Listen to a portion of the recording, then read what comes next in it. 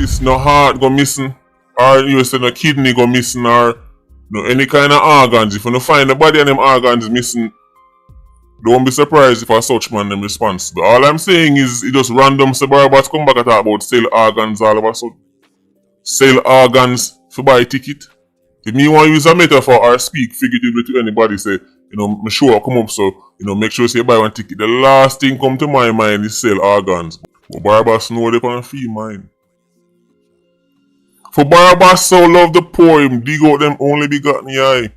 These quote-unquote socialists in Jamaica are very interesting people, They're merciless when it comes on to exploiting the free market and enriching themselves, Greetings, ladies and gentlemen. I hope you all are doing good. Hope you all are doing great. So your boy here come across this one wherein the main headline is Sir P exposes Vybz Kartel Freedom Street concert ticket crashes. Plus, you guys will also be hearing from Mutabaruka. Speaking of the Queen of Sheba. So guys, this one is gonna be really a warm and interesting one. So you wanna stay tuned. And don't forget, I'm here on the Black Unity program.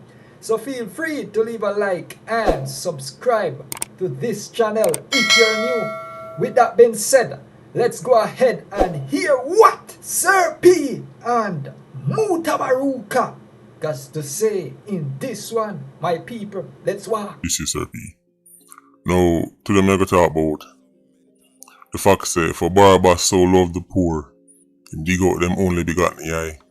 Now, me know why Barbados say sell your organs then. Clowns and consumers. Because the mass is simple, now for them never realize say, leading up to Barbados announcing him concert and everything, them keep a talk about people have to go sell organs. There's one heap of metaphors, one heap of ways to speak figuratively to get your point across if you talk about people spending enough money on something. But Barbados chose sell organs.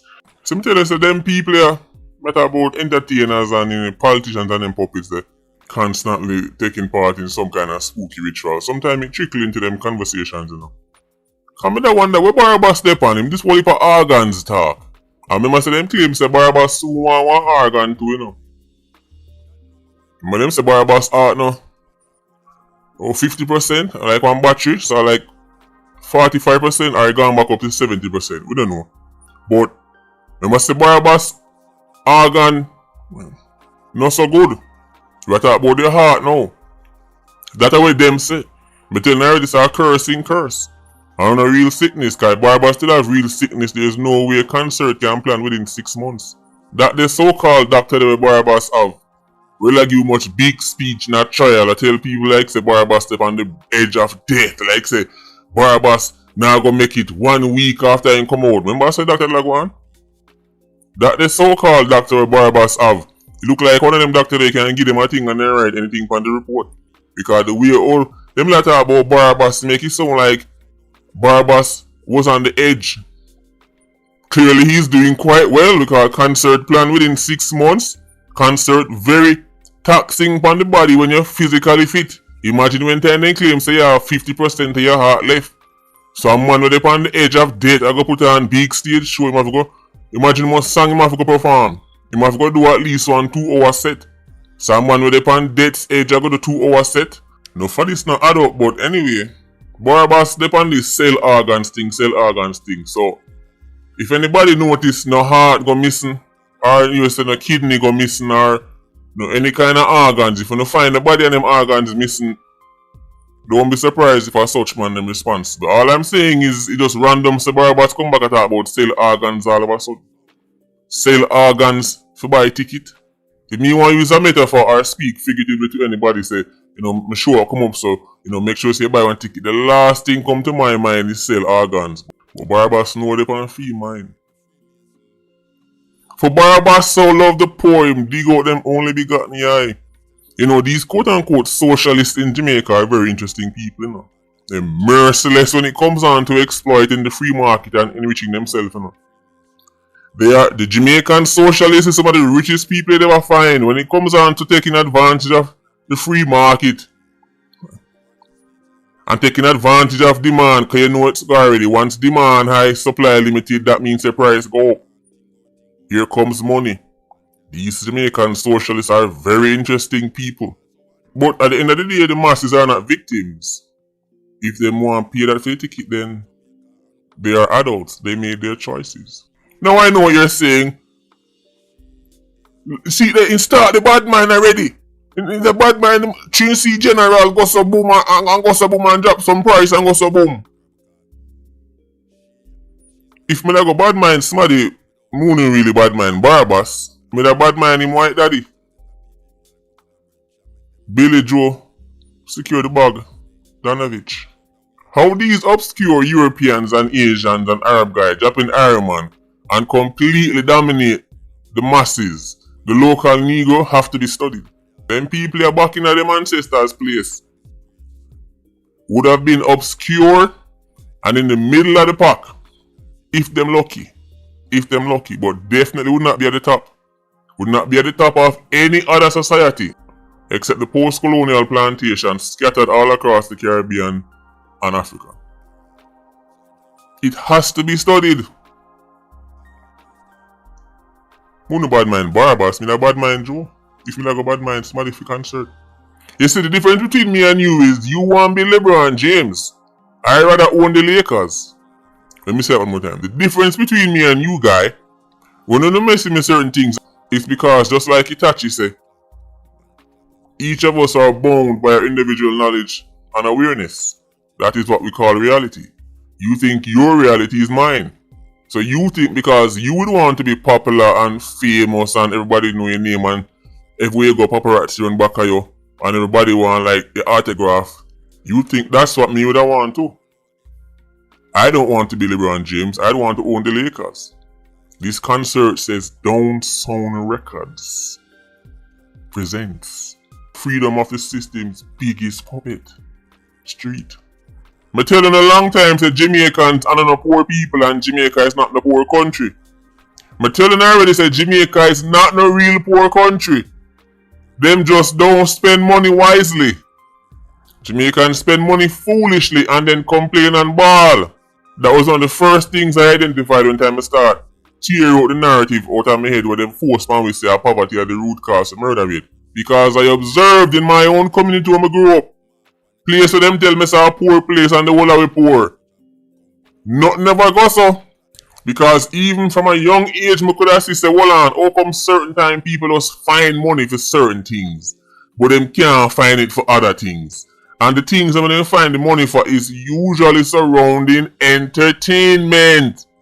If bus fare go up by $5 that Jamaican say, you're not going to win a bus fare raise and so turn a yard and find something to do. But make them ears a certain sound and string up.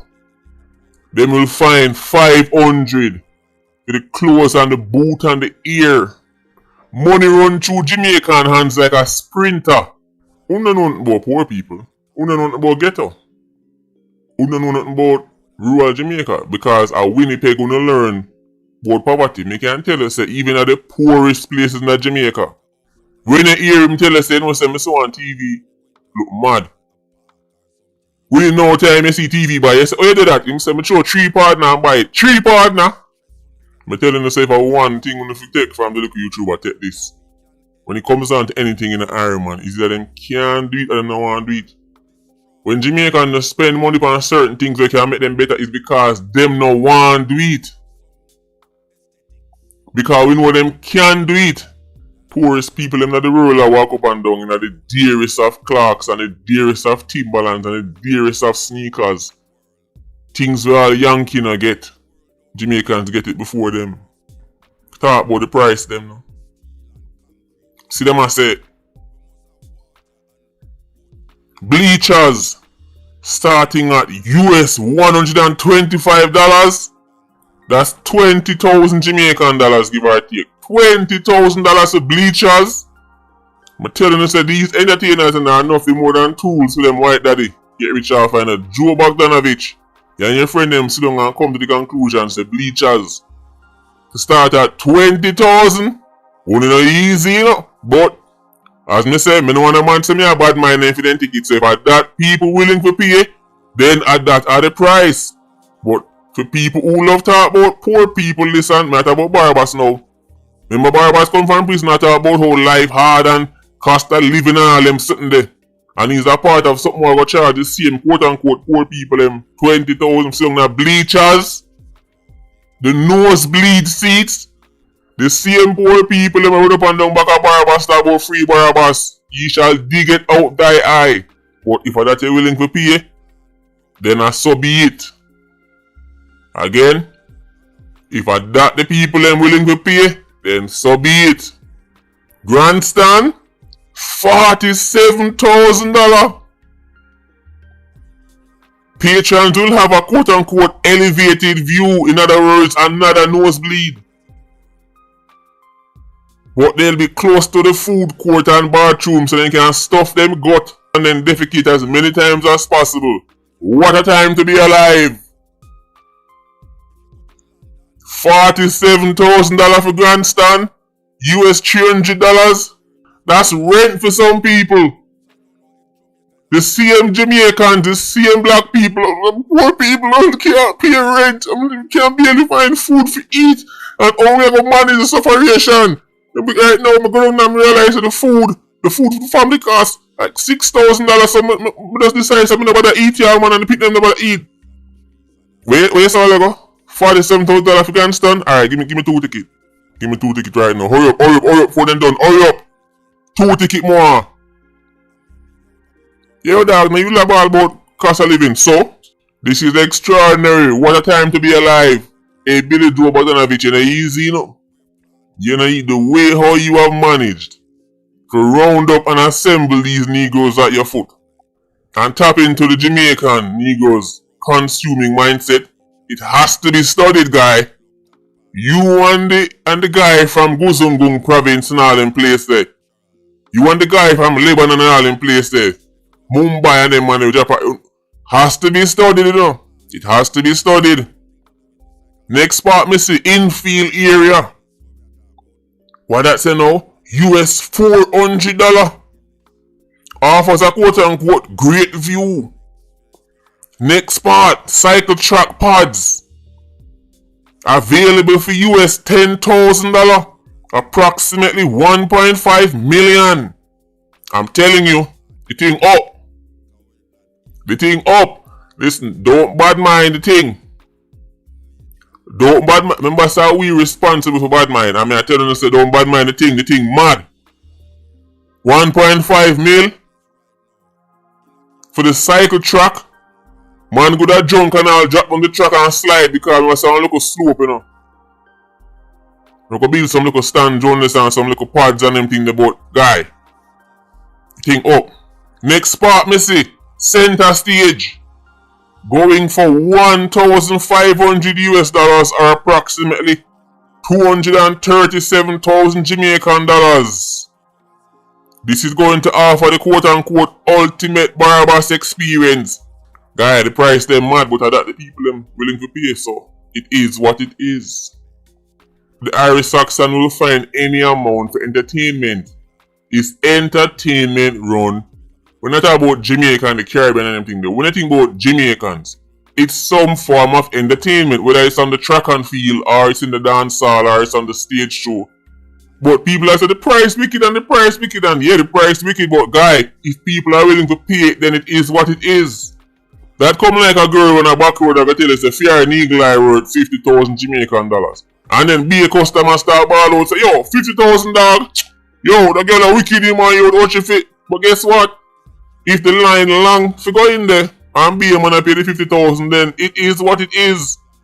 People are messing me like say that Jamaicans are victims. Yeah, they might get them here dig out, but voluntarily. Remember the Negro masses, whether it's in Jamaica or across the Caribbean or wherever you want to go in the world, for some reason are very masochistic. Very. When you add it to the inferiority complex and the Stockholm syndrome, it's a recipe for disaster.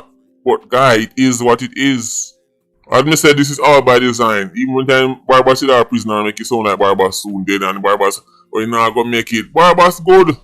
I'm telling you, Barbados now no real health issues, are curse. He can't have the health issues. Barbados doctor oversell that sickness, you know. The way Barbados doctor was talking, I don't know, say, as I look with you, I might think of a bad mind scammer. And fight against artists. So maybe I'm being unreasonable. But I want you to tell me this. Based on how them like describe Barbados' health conditions, how that them man they reach for a stage show within 6 months? 6 months? I'm just saying, maybe they were exaggerating a little bit. Just a little bit, you know. Maybe even the medical fraternity was on the plan. Remember, so the legal fraternity was on it. The political machine was on it. The entertainment machine was on it. But evidently, even the medical machine was on it. The whole system came together to help out Barbados. Listen, guy. Billy Joe secured the Bogdanovich. The way how you and your kind, well, let me not say that because, you know, it's out of many one people. Allegedly. The way how guy drop a Iron Man, the way how certain guys who in any other place in the world would be obscure manage to drop in countries like Jamaica and totally dominate the Negro masses, it has to be studied. You know why black people don't go around the world dominating other people's societies? When they're the minority, you know why? You know why they don't make up the elite power structures of these countries? You know why? Because you can't do it, guy. That's the answer. Joe Bogdanovich can. Mr. Guzungun can. Mr. Singh can. But Black Jamaica can't. Get it? Black Jamaica can't. See what I'm do this, sir? Black Jamaica can't. Just like hundreds of years ago, when guy did come from Spain and England and all these places and dominate Jamaica, huge plantations, acquire massive wealth while being a tiny percentage and have all these loyal Negroes at them foot. It's the same thing today, guy. It's just how it is. It's how it is now. I don't know how it will be in the future, but that's how it is now. And that's how it was in the past. Them daddy that top, then you have the little house Negro, them like Spratter Burrell, them I'm foot. Then you have people like Barbados, them know who is used to drawing in the masses, has to be studied. We know you have some bad mind man for them things, but after you say that, go study it. It has to be studied. We talk about dominated by the elite power structure that dominate the society. The reason why they don't do it is because they can't. They can't do it, I don't want to do it. If Jamaicans could dominate China, they would. They can't. Talking about Billy Joe. Tomorrow, remember another video. One of the worst baccaras in Jamaican history. One of the worst baccaras in Jamaican history. I tell you about a man where can only be described as a monster. Some of the things him do to the slaves back in the day. And this man still was very popular amongst other black people. This story, you know, them not teach you this in a school, them not tell you these names, because when people sit down and study these events and study what took place, what actually took place in slavery, it is beyond shameful. Them only give you the story like, you know, all black people were fighting the good fight. That is not true, guy. It's not true.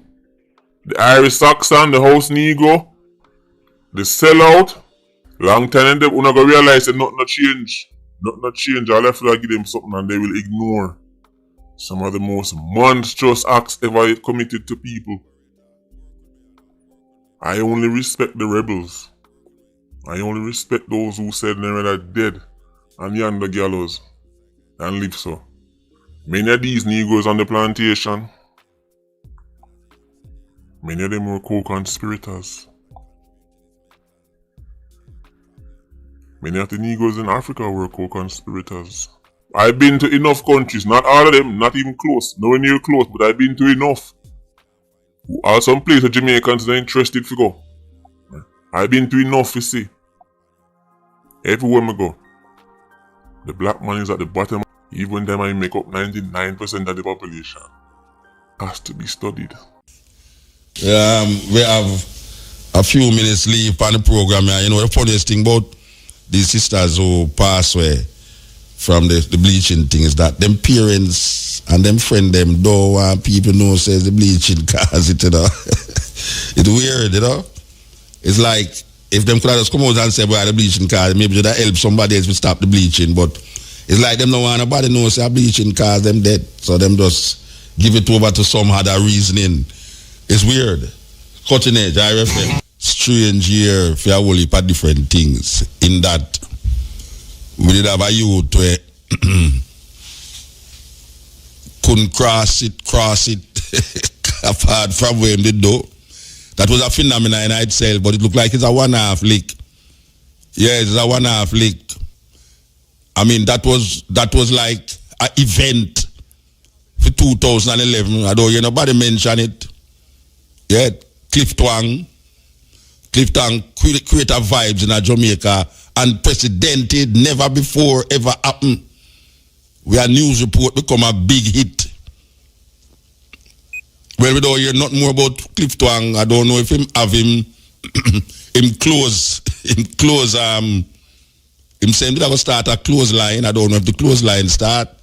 Maybe him still hang him close by him line. Them open say rain over it up and watch it way. So him couldn't cross it. But apart from that, one of the big news is that the world was going to end. Yes, that was one of the biggest news actually. Where people who actually never did even believe it, start believe it. When it near right get to the time and people start to cringe. You did have all church. It's weird. You did have person who are collect money for baptize people quick. Because there was a lot of people searching for baptism because I'm here to the world. Maybe at that child I think about you. Maybe she's not even thinking such she dose the youth with that water and she supposed to feel a remorse about it. It's a terrible thing. Terrible crime that, man, I can't really... The psychology of this is you know, I mean, oh gosh, man. It's terrible, man. We are here, some things are going on now with the people. And we are trying to figure out which part of the brains them gone. What is eating up the people, them brains, that they can revert to such cruelty that we never usually hear about years. When I hear youth, I don't hear about them thing there. And I know hear about them thing there. Maybe that wicked man and I did too young to know them, but sure, heart to heart upon a youth when they must sleep, Rasta. Terrible. No, this is a big thing, as I know. I don't know how much you hear this, but when I hear it, it make me heart just melt. Yeah, because given say, me go to Trinidad so much time, and you ever know they say you're going to the supermarket and you see all water come from Trinidad? Yeah, bottled in Trinidad. All sort of things you say bottled in Trinidad. I mean I say, we have so much things from Trinidad. Well, I was listening to a news report, some business news on the television, and I am mind-boggled by this news. This news is saying that Trinidad export to Jamaica. Listen to this now, you know. Listen to this. This is a serious thing, you know. This is so serious that if the government not address this, really and truly, this is so serious. Trinidad export to Jamaica is $23 billion. You understand what I say? In other words, we buy $23 million worth of things from Trinidad. $23 billion. We in turn sell Trinidad. No, I'm assuming that $23 billion is per year. So we import, Trinidad export to Jamaica, $23 billion worth of goods and services. Jamaica export to Trinidad $1 billion. Oh my gosh, man. No. If this is not something, if this is not something to think about, it's weird. Consider $1 billion and $23 billion. That is 23 times. Jamaica goods and services to Trinidad is $1 billion. And Trinidad goods and services to Jamaica is $23 billion. That is something we have to think about, you know. All the discrepancy they're so far apart. Why, how come we have so much things in Jamaica going for we? Trinidad is much smaller than Jamaica, you know. Trinidad population never reach half of Jamaica population in the Rasta. Now, think about that, Jamaican people. Think about that. That Trinidad having less than half of the population where Jamaica have. Jamaica is much bigger than Trinidad. Yet still, they are able to supply Jamaica with $23 billion worth of goods and services. And we, who are going like say, we run the world and we rule the world and this and that and this and this and that and that. We only can export $1 billion worth of goods and services to Trinidad. No, sir. Something wrong. Something seriously wrong. Seriously wrong. That is something where all of these manufacturers and these new ministers, enough of them have to go really penetrate. Because maybe the only thing where surpass Trinidad export is Jamaican music and artists. Maybe the Jamaican music and artists into, as a matter of fact, no maybe nothing. Because when you go to Trinidad, on carnival time you hear Trinidad music. When we take the rounds and do interviews on all the major radio station them and television network in a Trinidad, appear Jamaican music them a play. Pure Jamaican music. When you see a car come down, when you hear a car come down the road, appear Jamaican music you hear. The only time you hear soca,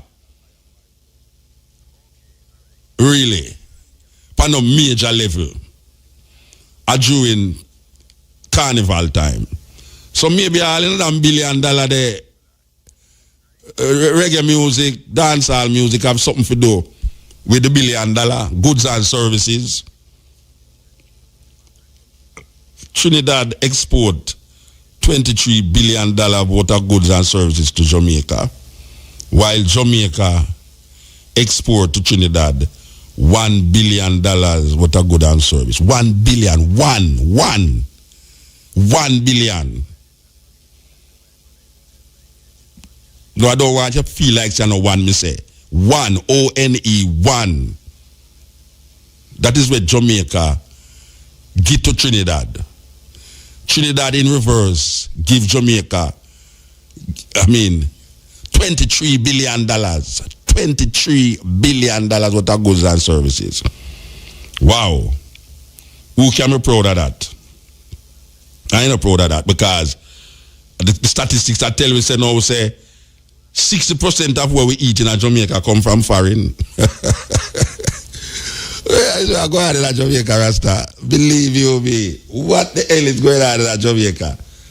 60% of what we eat in Jamaica come from foreign. This is a land of wood and water. How is that possible? How is that possible?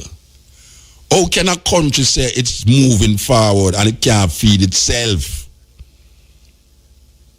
If we can't feed ourselves, it's who we are feed. We are feeding Trinidadian there. You remember the Trinidadian Prime Ministeress did say, and she offended all PJ policy, that PJ policy is not fair. PJ policy did not fair it out back. When them attack, she said, Trinidad is not an ATM machine. That is how fierce the woman is. She said Trinidad is not an ATM machine. It means no, don't not go like say you can't come at Trinidad and go just punch in and get money from Trinidad. So yet still them productivity is way ahead of us. That evil water we import from Trinidad. Water. We supposed to have the best water in the Caribbean. And we are import water from Trinidad. That is how free the market is. And I go to Trinidad, I never see none of our water in another supermarket. Them, I don't understand that. I don't see water upon the shelf. The one named W8 or Catherine Peak. Or Reggae Water. Or Mecca Water. I never see none of them upon the shelf in Trinidad. In the supermarket them. And I go in a Jamaican supermarket, I say, bottled in Trinidad. So I don't know if it's a deal made with the Jamaican government that we can't give no water, but we can't give you none. We don't know how them things go. It's terrible. And we know, instead of we are plant where we eat, we are plant where we export. So everybody are concentrate and send with things rather than feed the people them in Jamaica good food. Yeah, we need to feed ourselves and feed ourselves good food too. Because 60% of the food that come from foreign, you know, say, appear bloat up people about the place. So within the Caribbean still, we see that Cuba is discussing about legalizing gay marriage, same-sex marriage, as them call it. Cuba, yes, you hear me right. You hear me right, man. Cuba is discussing about same-sex marriage. Wow. 90 miles from Jamaica. Well, things are get away, you know, Rasta. Believe you know, things are get away. Things really are get away from different quarters and from quarters where they expect certain things. We say tonight, in keeping with our month-long programs of the feminine energy,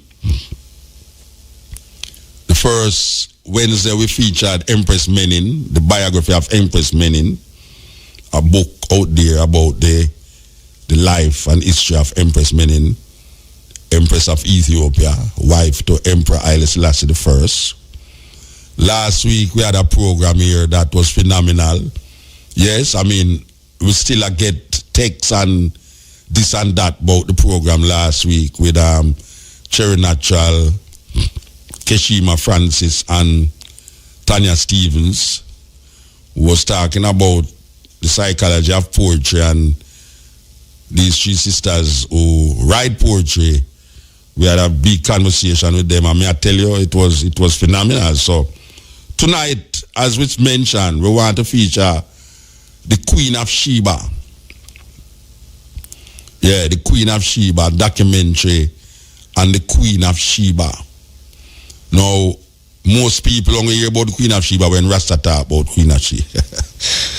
I tell you, you know, some things for the radio, but it entails talking some of those nice Jamaican words where you can lock down the station for get charged for. Because sometimes the only way you can express what you want to say beautifully, because we're not talking about cursing nothing now, but just expressing it in a very beautiful Jamaican way. sometimes these words have to be injected into the sentences. But knowing what we know and knowing that it is not acceptable for the moment in time, we refuse and we refrain from saying it, even though we have it in our mind. But really and truly, Rasta give the world a cultural expression, or should I say give the Western world a cultural expression that is so,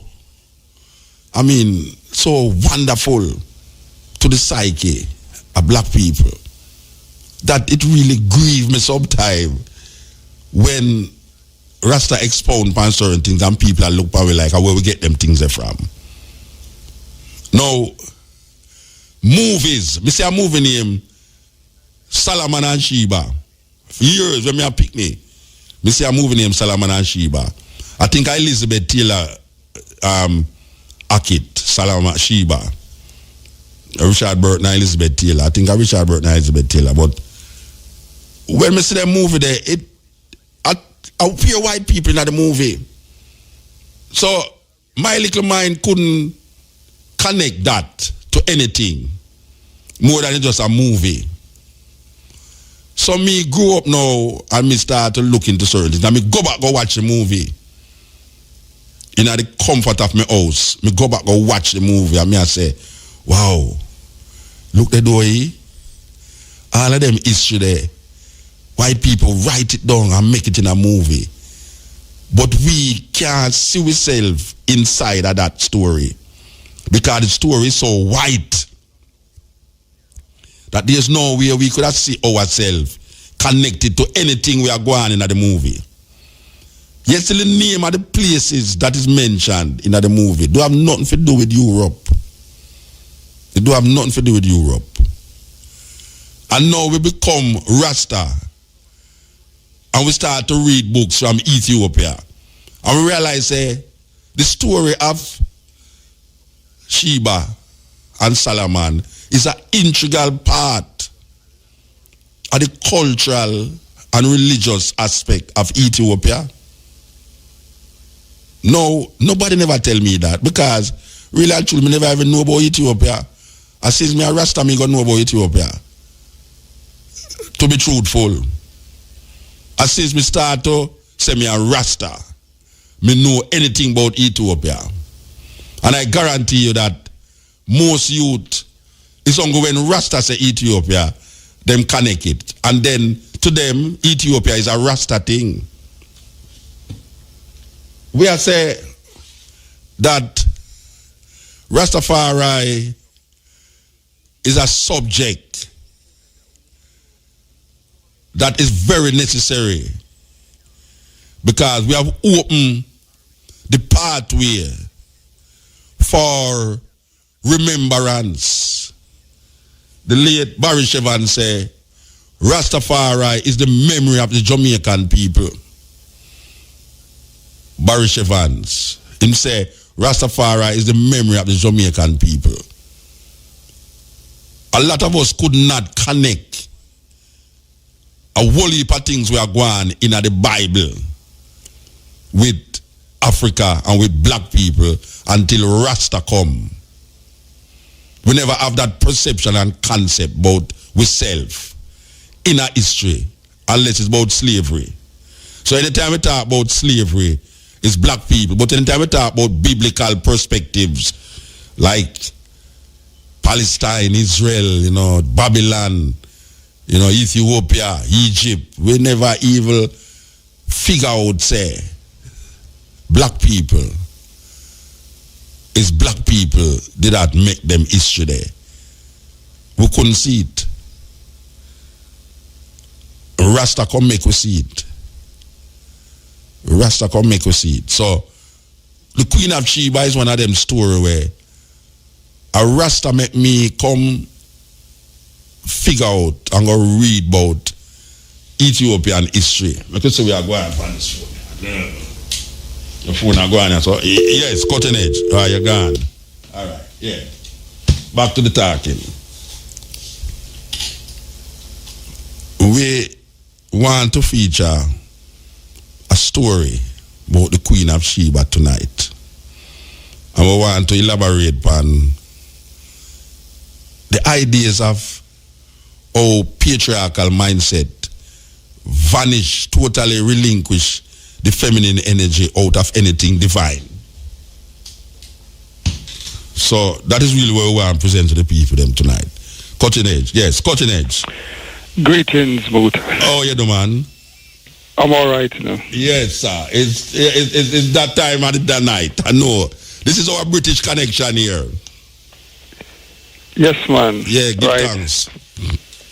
Yes. For those who don't know me, my name is Hervin Prince, and I'm linking right from the second city of the United Kingdom. But that don't mean they know you. You tell them that.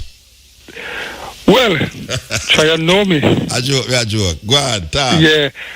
Of course, Muta, they could also, I'd say they could also go to my Facebook page, Hervin Prince, and just log on, and we can take it from there. Right. Muta, I'm gonna have to come back to the Jamaica in the Square issue. Where that about for the Olympics time, the 50th anniversary? Yes. Yeah, that about it, yeah. Yes. One of the director, Miss Marisha Mason, she was trying to get here, but unfortunately the time now is minutes to 4. She's probably in her bed sleeping because they're working. Yeah. They're working hard to get that tender from the Birmingham City Council. And but she hoping that she could come next week. But she asked me to request from Jamaicans who really want to really help to establish what they would think would gain that tender, that to win the tender for a Jamaican in the Square. How could they do to camouflage a Jamaica situation the size of a football pitch in Birmingham city centre? So they want people from Jamaica to email, if you can email her, and she gave me her email address, which is excelwithus@yahoo.com. So that is Excel with us. I'm trying to give it again at the end of. All right, so I'm going to get this clear now. There is a plan afoot to make a Jamaican village in the Square in Birmingham. Yes. The size of a football field for the 50th anniversary. Right. And what they want now is somebody to design. That is what I'm doing. Yeah, she wanted people from Jamaica can, give their idea of how they could, set up a Jamaican Square. She was talking to me and she was saying she probably could incorporate a Duns River Falls situation. Yeah. Just about anything. And the thing is, they're trying to work hard because last June, the Asian Consortium promote the reggae in the Square at that venue, and they did it in the sense that they could use it as a kind of strength because they are going for the tender as well. And they are, as Jamaican parents, feel that Jamaica in the Square should not be run by Asian. It should be run by black people. By Jamaican, not only black people, by Jamaican. By Jamaicans, right. So, all right. But this is going to need an architectural mind. Tell me, it need an architectural mind. What it need? Well, I'm quite sure that architectural mind people are listening now could, could email Miss Maurice Mason at excelwithus@yahoo.com and take it from there. You could dialogue with her. I think she also proposing to, people with business promotion, who people doing business want to promote it at that venue, because I'll say the world media is going to be centered at that venue. No, you need to get her, you need to make sure wake up next week and we could talk to her. Okay, because I think it's a very interesting idea for design. For those of us who know Birmingham and know, say Birmingham are one of the, outside of London, are one of the biggest cities them in England there. I mean, trust me.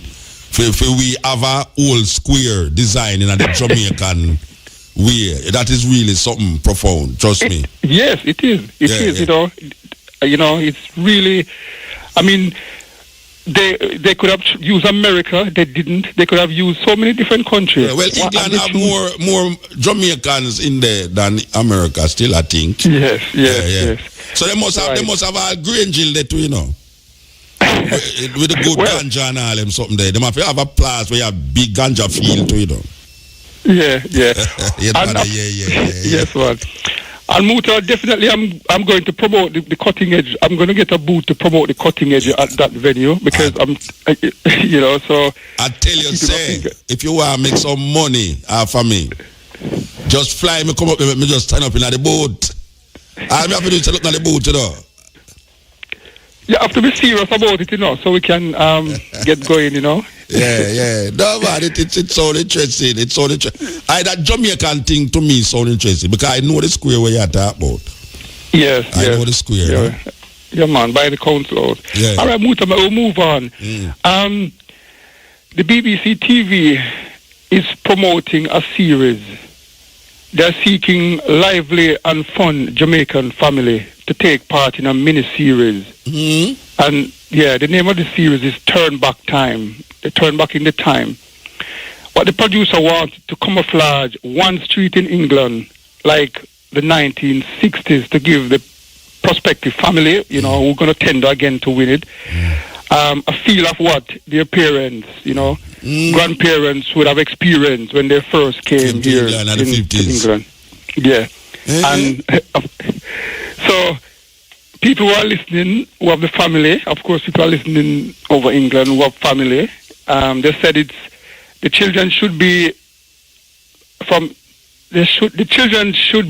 between the age of 18, no older, from between 8 and 18 to take part. And they leave a phone number here, Ingrid, INGRID .OREILLY at very long email at WALLTOWALL.UK. Sorry. No, wait there. Hold on the bridging because this is a serious thing. You know much people there. Sit down there right now and want this opportunity. Yeah? You have a phone number. The phone number. Yeah, give them the phone number because people who want to do this, I don't think the email I gonna remember. They're gonna remember the email. Give them the phone number. Right. Okay. The phone number for those who in England is you're gonna have to put. No, you're telling about for those who's in England. Want to those who are Jamaica you talk to, Are England alone you talk to? Right. No, man, you want some Jamaican people involved in the whole thing too. Not only Jamaicans with their England. Right. So give them the phone number. Right. It's 2072 419399. So that's 2072 419399. And they say. And if you call from Jamaica, you put 44 in front of it. 144. Yes. And if you're phoning from the UK, you put 0 in front of that. Of course, it's a London number. It's so like, right? A Jamaican from Jamaica do this thing, Because you keep say if you call from England or if you call from England. At Jamaica, you talk to, brethren. I mean, not say England people now listen, but you go like, why we get involved in the thing. Yes, man. Of course. Why not? Because they talk about England, this or England, that. Right. Yeah, and they say the filming will take place from the 12th to the 15th of April. That's 2 months' time. Yeah. And the 19th. So make I ask you a question. If you find some Jamaican, them is willing to sponsor the plane for everything, or Jamaican from Jamaica get involved in that? Well, I'm just reading what the BBC has put out. They would like to invite Jamaicans to tender with their family to come on. Yeah, what I say, Jamaica, they talk about Jamaicans in England. Well, yeah, that's what I'm saying. So what the Jamaicans outside of England? We are listening to this now. Well, they would have to follow up and find out. Yeah, but is it possible? I them not say nothing about Jamaicans outside of England then? No, definitely, because what it said is to give the family a feel of what their parents or grandparents would have experienced when they first came here. So that is the people who born here. You know, that's what it's saying. You understand? No, me understand what you say, but come like you X out, them are X out the Jamaican there, so because a whole heap of Jamaican there, so have parents and grandparents in England. Right. But they would have like know how, them never experienced England yet, so they would have really like know how it feel when them grandparents would go there. I mean, the people them in England, the youth them don't know experience of England already. Right. Oh, I see what you mean. So yes. Well, give it a phone. Give them a phone call. I'll give you a number. You know, I don't Get the number again. Get the number again. Because maybe some lucky Jamaican were there, so we just get a headway into it. Because we have a way to get into things. Get the number again. Yeah. The number is 207-2419-399. I think I've said it slowly. Who you answer? Well, it said Ingrid Riley. Ingrid Riley. Mm-hmm. All right. That's a good information. Right. All right. Right. Okay, let me move on. I'm just going to tell you about the disappointment about a few people that I've spoken to. Most of the British people very surprised with the poll. There was a poll conducted by U.S. pollster Bill Johnson for the Gleaner, where 60% of Jamaica said they believe Jamaica would be better with the Queen. With the British monarchy. And they were very late last year them said that. That true Porsche come to that now. Why them bring up that again? Last year them said that. Right. All right. I'm just going to tell you a little about what the government here is proposing now. Mm-hmm. The government, British government, to send copies of King James Bible to all English schools by this April. And I'm just going to read what they're saying. To mark the 400th anniversary of the translation of the King James. Right. Yeah. Have you heard about it? Them quote me in a National Geography about it, you know. Right. They go get a National Geography. Yeah. So you know the magazine? Department? You know the magazine? The National Geography. The Department of Me Education. ask you if you know the magazine. Wait, me ask if you know the magazine. You don't know the magazine there? It's a 100-year-old magazine. It's very popular. Yeah. What's the name of it? What's the name of it? It's named National Geography. National Geography. A Geographic magazine. Yeah, you never hear about it yet? I think so. All right. Well, it's a famous. It's a famous magazine. You talk about the King James version of the Bible. There is a edition that deals with the 400th anniversary of the King James Bible. I think it's the November edition, where the only little island we feature in it is Jamaica and Rasta, and there is a quote in there by me and Miguel, two Rastaman. That is a landmark. That's a historical thing now, because if them quote two Rastaman in there, in them King James anniversary thing, it means it's a big thing. I mean, Jamaica don't know the magazine more than so still, but it's a big thing. So tomorrow morning, you go in your magazine stand and ask for the magazine there, and you will see it. So you can continue. Hello? It's so good. It's so good. We talk about that. We talk about the one time talk. Yeah. I the first member get cut off. It's where I go on. He might go call back, you know, because more I hear much about it. But anyway, we mentioned it from last year, you know, say them feature Rasta in the National Geographic magazine.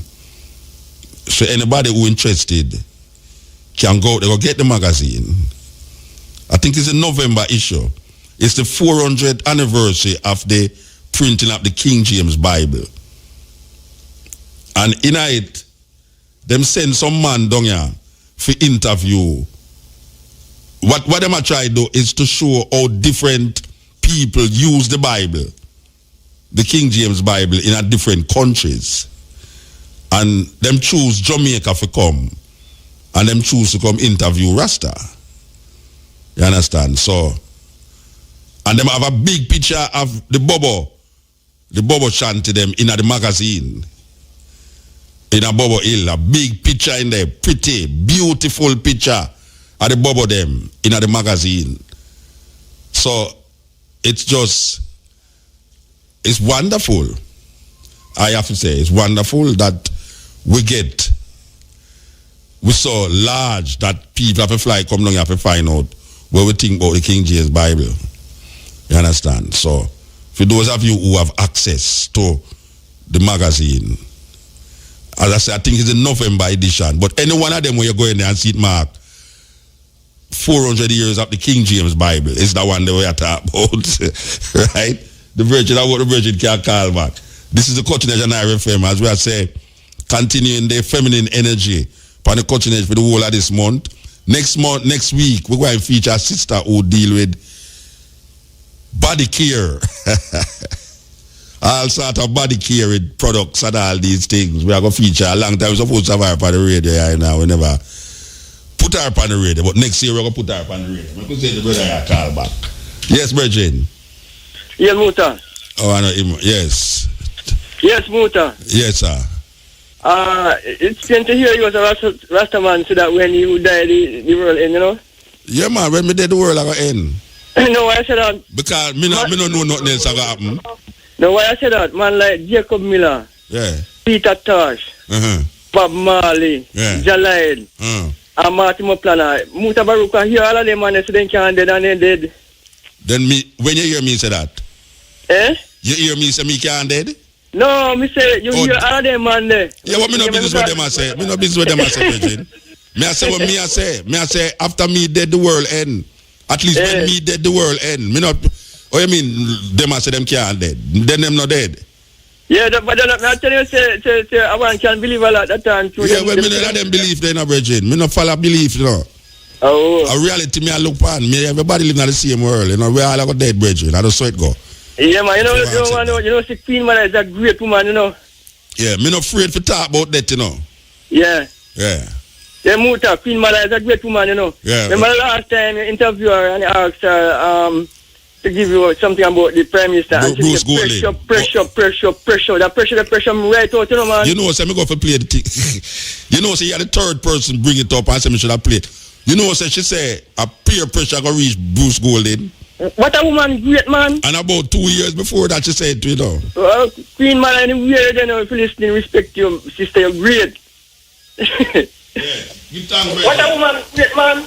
The man said, wait, I have so much things that go on through there. This is a look a madman come on and chat foolishness there, what? Who that? All for this, you know, blessing. Oh, some different phone I go on there, so wait, this is where I go on there, so. How that, so? I'm Mutabaruka, this, you know. I will move at 12, you know. Then you call the station. Yes. Then you come on and stand and man me that talk. How that go? And I realize the man just come in and I chat up for foolishness. No, I'm not talking the foolishness, man. Anyway, you see the movements of England? Yeah. If you are good, remember the 12 bar comes side of you. Yes, sir. You know. They know England you live. No England you live, man. We don't live there all the while. We don't live there all the while, but my mother live there. Yeah. Not him too well right now. I do some medication and thing, but my brother did it, sister did it. What? And you know, so we have some track music to play up this year. So me now back out of this. Any time the brother line up and him say, yeah, England, yeah, make sure. But every time you go there, me see you. But every time you go there, you did it. So you say you don't live there. I true, man, me used to do enough things, man. Yeah, because me all involved in the Birmingham Senior Citizens Association, but through my boss drop out and, you know, things kind of run a different way. But we want to go there with the Rasta, me see England on my head this time, you know, so I just go and work and save me little set, man. All right, sir. Anytime you're ready, for 12 for you, sir. All right, sir. I'm afraid to play the music, I know the reparation and big tune. Big tune, yeah, me remember it. Yeah, man. All right, brethren, give thanks. All right, put up pure love. Yes, all right. So, Virgin, I tell you, if survive long, you know, Virgin. The Virgin, they survive long. Yeah, Cutting Edge. Hello, are you hearing me? Yes, I am hearing you. Oh, okay, all right. Just a correction, Muta. The National Geographic magazine, it's the December issue. Yeah, December issue. You have it? Yes, man, I have it right here. Them sell it out here? Yes, they sell it. Them sell it? Most bookstores. You serious? Yeah, man. Most bookstores. But they don't carry a lot of them. Usually the bookstores they carry like 3. Like many of them just carry like 1 or 2 or 3 issue every month. But them should have stack up a whole heap of them because Jamaica. Apparently it doesn't go very much. Apparently mainly like the libraries have them and people would normally go and read the issues at the library. Where you buy your own? Because maybe like how we talk about it now, there's going to be a rush for it. Because December issue has passed, I think persons would definitely, you're right, they would have to go and order it. Oh gosh, man. But songsters, usually carry it. Yeah, Kingston Bookshop, Bookland, New Kingston usually have it. And I send gone feet, you know. Oh yes, it's to me. I get it, man, because I read it and it was, I found it so fascinating that quotes from Michael Miguel Lone and a Rastafarian lawyer and Mutabaruka. Yeah, we're well represented in it. I like it. I like what's happening and the picture. The picture superb, nice. Man, tell you, the Jamaican man, them look good in the picture. Yeah, black and strong. You know what I mean? Right. We love it. We love it. Give thanks. It's all good. Thank you, Muta. Yeah, so it's December issue of it. December issue. I forgot to remember that. I will tell people say the November issue to look for. But I guess as you look on the cover, you see it mark. 400 years of the King James Bible. Yeah, that's beautiful. Sister says the December issue. All right. So now, as we are saying, I could go back to this saga. Okay. Yeah. The credit kind of low still, but you see, you read a lady, mother lady there. You're talking about Queen Mother again? Yeah, she look every nail for the head car. You remember she did say something about Vybz Kartel though? Yeah, she said Vybz Kartel and she said about Usain Bolt. Yeah. And she said Bruce Goldie. I like to play it again still, because I don't want to keep it out. All right, we will look for it. But yeah, true, man, true. I will for people allude to it. Because especially when they go out with Bruce Goldie, and they say, why, the woman, the dangerous now. And around 2 years. Yeah. All right, Reggie. Let's say, yeah. All right. So, we're going to line up this interview, yeah? Sorry, this documentary I saw about the Queen of Sheba. Cutting Edge. Make we set the thing in order first. Yes, one of the big tune them in the 50s. Higgs and Wilson. Manio. For those of you who follow up the history of Jamaican music. As a matter of fact, February we're going to present a program, the history of Jamaican music. Ska, reggae, dub, dancehall. We're going to present the history of Jamaican music. We're going to tell you which program, but yeah. For those of you who don't know, that tune, Manio, was produced by former Prime Minister Edward Siaga. Yes, he produced it. Manio, Higgs and Wilson. Okay, this is the Cutting Edge and IRFM. We're there with you. Brothers and sisters, this is Chad. Join us with respect for our nation. Wrong button. Yeah. You see it now? All right, make way. I had to touch things that I don't believe you. We had touched the wrong button, Dave. Wrong button, not touch. All right, make we start over. Well, your sister will give you the bird pepper sucker them, you know. Yeah, when we come from Rebel Salute to stop our house there. Pantapa, where them call a mountain there again? Dangerous Hill there, yes. In a Mandeville there. We want big up the sister who have our church and the biggest rosemary tree me ever see. And the bird pepper sucker them. Now me think it's just like how them put effort for plant Scotch bonnet pepper. Them should have put effort for plant bird pepper. Because I think say there is a big market for cayenne pepper. And a whole heap of people don't know say the cayenne pepper is bird pepper. It's the same bird pepper that is cayenne pepper, you know. And if you go in every health food store in the world, you see cayenne pepper. You will hardly see Scotch bonnet pepper. Scotch bonnet pepper almost like appeal to a kind of ethnic market, which is basically Jamaican market.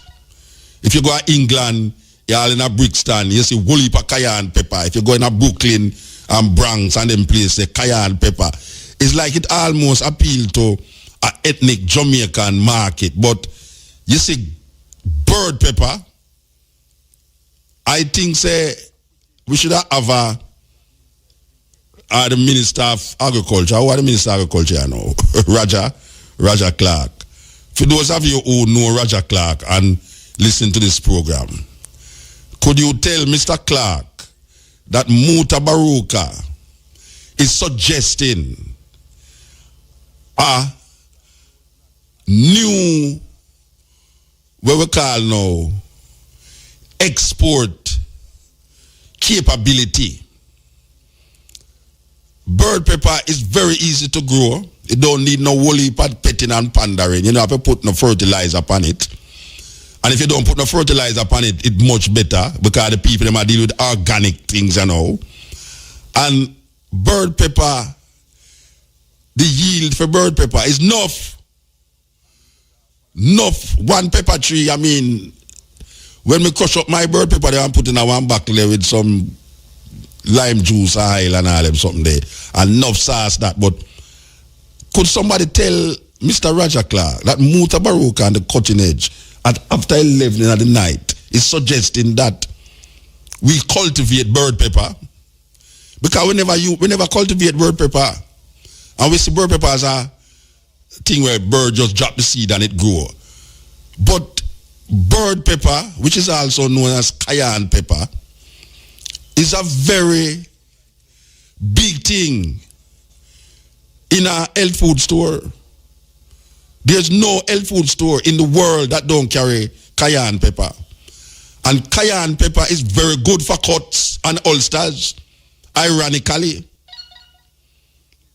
Now a man might have said, Muta, what kind of madness that you talk about? You put pepper on cut. Yes, cayenne pepper, good for cut. The idea of pepper, might put it on a cut. But I not talk in a theory. I not talk theory. I talk practical. I come out of the classroom and go in the field and use myself as the experiment. And if you have a cut, you can squeeze the juice of the just take one bird pepper and squeeze it in the cut. You find say it is also what them call it like detal, but it don't burn like detal. Ironically, it don't burn like detal. And people who are listening to me might be scared of it, but trust me, I'm not talking theory. I'm talking practical livity. Bird pepper can go up and cut. Just like turmeric. Turmeric can go up and cut. But we are talking about bird pepper now. Bird pepper good for ulcer. The thing with bird pepper, even though it do have a seasoning taste like Scotch bonnet pepper, it burn you and stop. Nobody could suggest, I wouldn't suggest bird pepper, I wouldn't suggest Scotch bonnet pepper if you have an ulcer. But I would suggest bird pepper if you have an ulcer, because bird pepper is cayenne pepper. No Jamaican people don't know that. We need to cultivate bird pepper, as we call it, cayenne pepper. We need to cultivate it. We need to have fields and fields of cayenne pepper growing in Jamaica. That we can have a production house. We just apart from just making sauce, we just dry the bird pepper and just crush it, powder it, and send it away. Just like how we are sending over coffee, just like how we are sending over Scotch bonnet pepper. I don't know nobody will export bird pepper. So we are give Jamaica an idea, yes or no. We need to have a cultivation started in Jamaica of bird pepper. Because bird pepper have market out there. There's no doubt about it, especially if Jamaica people here say it come from Jamaica. Say cayenne pepper from Jamaica. Wow. A big market that. So, yes, we just say we need to look into that as an alternative. I mean, no, say the Scotch bonnet pepper big and bold and thing, but as me say, most of the time when I see Scotch bonnet pepper, it's not the ethnic market them. It's in a Brooklyn, Bronx, Brixton, you know, Birmingham, where Jamaican people gather and all these things. But cayenne pepper is an international thing. International. People use cayenne pepper more than how them use Scotch bonnet pepper. So, Jamaica, we need to export some cayenne pepper to Trinidad. We need to export some cayenne pepper to Trinidad. So, all right now, we say we're going to give you this documentary. It's about the Queen of Sheba. Now, my first connection with Queen of Sheba is through, as we are saying, movie. But then, watching the movie never have no significance to me until me turn Rasta. So Rasta bring a new light to this black history that we couldn't connect. And just like how the church don't really show away the feminine energy in our spirituality, because we are come from a Western mindset where the feminine energy is not recognized. The Roman Catholic Church is the only church I know in the Western world that elevate the woman to a divinity. Why we say that? Because when I used to go to church, I used to hear them say, Holy Mary, Mother of God. That still never have no significance to me when I hear about Holy Mary, Mother of God. But since I start to examine and start to look into things, I realize the philosophy of Isis out of Egypt, which penetrate Greece and Roman religious practices and belief.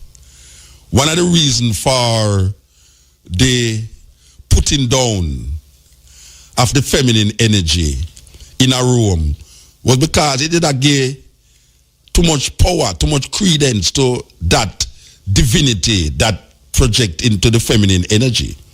So them use the patriarchal Christianity to, even though the man who do it was the Roman emperor, one of the ways we get out this feminine power, because the ISIS doctrine was one of the biggest doctrine in Rome. And one of the ways we get out this feminine power out of the ISIS, out of Rome, was to infiltrate it with the Christian mindset, even though the same Romans used to persecute the Christians. Because you have a time when Christianity was seen as a pagan religion. Yes, in Rome, Christianity was a pagan religion. It was an alien thing. But Constantine draw in Christianity, and one of the reasons for drawing this Christian mindset is for really get rid of the ISIS mindset that did permeate all of Rome in them time there. So the feminine energy still continue in one of the doctrines of the Roman Catholic Church, where they say, Holy Mary, Mother of God. No, the Roman Catholic Church is the only church in the world, not in the world, in the Western world, because the Ethiopian Orthodox Church still elevate the Virgin Mary and recognize her as something to be reckoned with in the divinity of the Trinity. Even though them still follow Rome by saying God the Father, God the Son, and God the Holy Ghost. In the birth of human being, you have to have the female energy. In the resurrection and the new birth, you have to have the female feminine energy. It's only in Christianity you're born of a woman once, but you're born of two men after you resurrect. And when we talk about resurrect now, we're not talking about dead physically and rise up physically. We are talking about, like what I say, we need to be a new creation. The rebirth, the resurrection is the birth of the new being in them spirituality. So we are looking at the resurrection of the spirituality come forth or come first in the consciousness.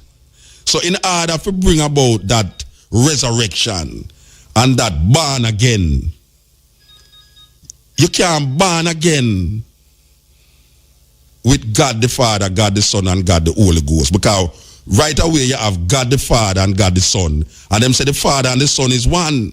So if the Father and the Son is one, where is the feminine energy that allows for the creation of life? Not only in the first instance, but in also the second instance. The second instance is where them would call the resurrection. You're born again. If you're born again, you have to born coming from the feminine energy. And you link it with that what we call masculinity of the male energy. And so it was in Egypt, where you have Isis, Horus, and Osiris. The male, the man, the male, the son, the female, the mother. When we reach into Christianity now, because of the patriarchal mindset and the need to move the femininity of the divinity of human beings, we are not allowed to exalt the feminine energy. So most religion X out the feminine energy. So we have a world of patriarchal mindset that is trying to go back to the womb, trying to be born again without the feminine energy. I argue say there is no rebirth, there is no born again without the recognition of the feminine energy. There's no rebirth, no farm, no energy that can continue without the feminine rebirth. And that is what most religion, Christianity, Judaism, Islam, try to move away from. So when we look on the first birth, one would agree that when a man born, him born of a woman, the rebirth must be of a woman also. And if we look at the Christian doctrine, Yeshua born of a woman, but them say she's a virgin. Yet still, the concept of virgin, they're there for years. In a different mythology, you did have the concept of virgin. And the virgin was not intended to mean she never have no sex or she never get touch with a man. It never did intend to mean that. That come down because the patriarchal mind in these religions cannot conceive or perceive that the female is the main aspect of the divinity of human being. And without that feminine energy, there's no redemption. So we look on ancient philosophies before it get thwarted by Constantine, before it get thwarted by all of these patriarchal mindset. When we look on it, we just say the female, and if you look on Christianity, ancient Christianity, if you read the Bible, you see the first person that Yahshua appeared to was a woman. And if you look on them ideas about the cross and who was at the foot of the cross, a two woman. And if you look on how it got through both in a orthodoxy and in a Catholic, Roman Catholicism, you see, if Mary is the mother of God, according to Catholic tradition, and when we're looking at the Egyptian tradition, Isis is the mother of Horus, which is the sun, physical, make manifest on earth through that mythology. The sun in the sky make manifest on earth through Isis' son Horus, meaning say now the Father and the Son is one. And the reason why the church them in the Eastern Orthodox Church them split, because them couldn't come to agreement who was this so-called man with them called Jesus. Was he God, man, or is there different natures of this man? So the Orthodox Church them say is one. God the Father and God the Son. The Father and the Son is one. But then now, we need a mother. And Mary, Miriam, is the mother. But guess what now? Most of them get rid of the woman out of the whole thing. It's a serious problem. So we look on the formation of this idea from Isis in Egypt to Isis in Greece to Isis in Rome, and now Isis become Mary in the church.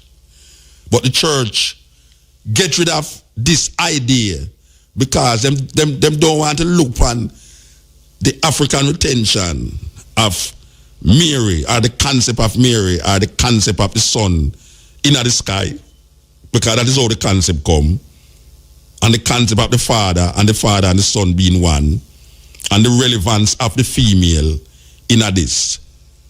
So why we say all of that? We say all of that for show you that within the concept of Judaism, there is a root that was chosen according to Judaism. And this root was divided from Israel. And this root was the tribe of Judah. So Judah became a separate entity from Israel. One of them went into Babylon and one of them went into Assyria, and them say the tribe split up. But it's in Judah, according to Jewish Bible, that this Savior is recognized in Judah. And the king of Israel, the second king, is from the tribe of Judah, which is David. And then it follows into Solomon. So now, what we have now is the idea of the masculinity of the house of Israel. It's perpetuated by 12,000 men, priests that there was none of them who was women.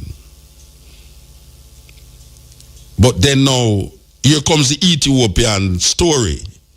And the legend is that there is a woman by the name of Makeda who is going to now transmit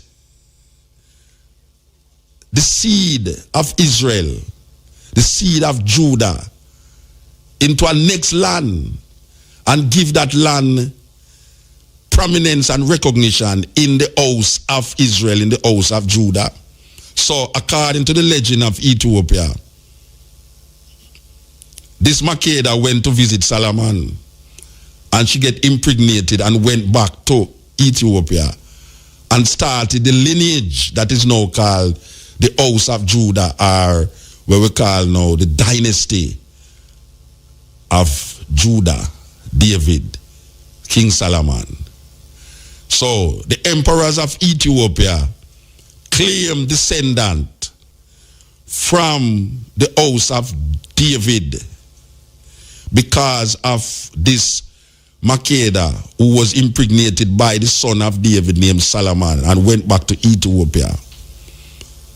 And they say that Emperor Haile Selassie I, which is the last emperor to sit in Ethiopia, is the 225th king from this union with Solomon and Sheba. Now, a whole heap of people hear Rasta talk continuously, and them don't understand that there is a reason why Rasta say what them say, and it don't just come out of just smoking ganja and just go on like we are idiot. It's after analysis, it's after looking into historical datas, and after recognizing our position in this part of the earth, we come to conclusion based upon for something else, just like how everybody else come to conclusion based upon for other things.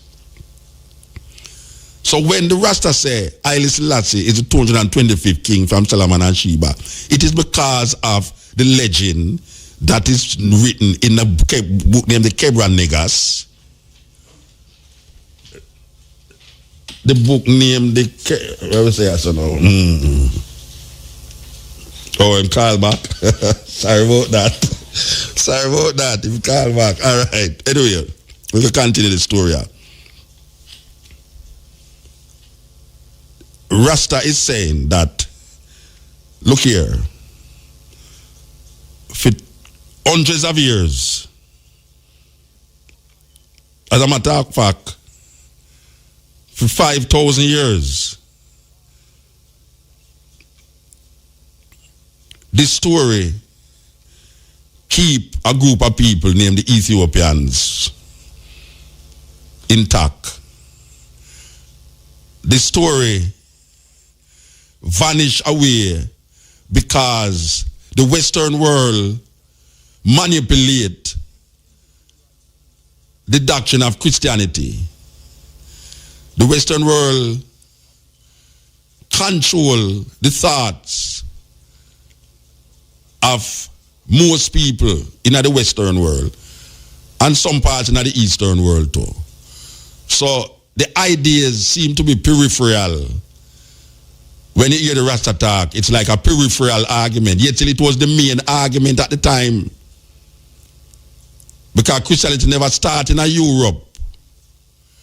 Egypt, Christianity started, and most of the systems and the belief of Christianity come out of Egypt. And it get twist and turn and bring round till it reach where it reaches so now through wars and through force. Christianity become the main religion in the Western world, not because people accepted it more than other religion, but because it had the force behind it. It had the force to manipulate the minds, the political ideology, fashioned with the religion of the state, help bring about the power of Christianity upon the world. Go back, go check this, you will see it, that most of the wars that has been fought in the world was fought in the name of God. Which God? The Christian God. So, where we are saying now that this story of this woman was not only found in Ethiopia. This woman that it is said went to visit Solomon was not only found in Ethiopia, but because the empire of Ethiopia stretch it so far, even to the west of India, into Yemen and all these places, the empire of Ethiopia stretch. There are stories about this woman outside of the Kebra Nagast, outside of the Ethiopian legends. There are stories about this woman. So it's not only Ethiopia lay claim to this woman. This woman lay claimed also across the Red Sea into Yemen and all these places. And it's a very interesting story, because just like Nani, who a lot of people create stories around that is so far-fetched and sometimes even ridiculous, that people now starting to say maybe Nani was not a real woman. This woman supposed to catch bullet in her bottom and all sort of magical things that surround Nani. It's the same way with this queen.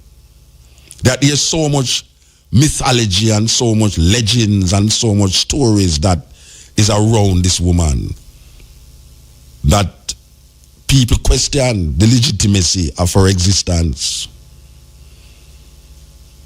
This is the cutting edge. And IRFM, we want to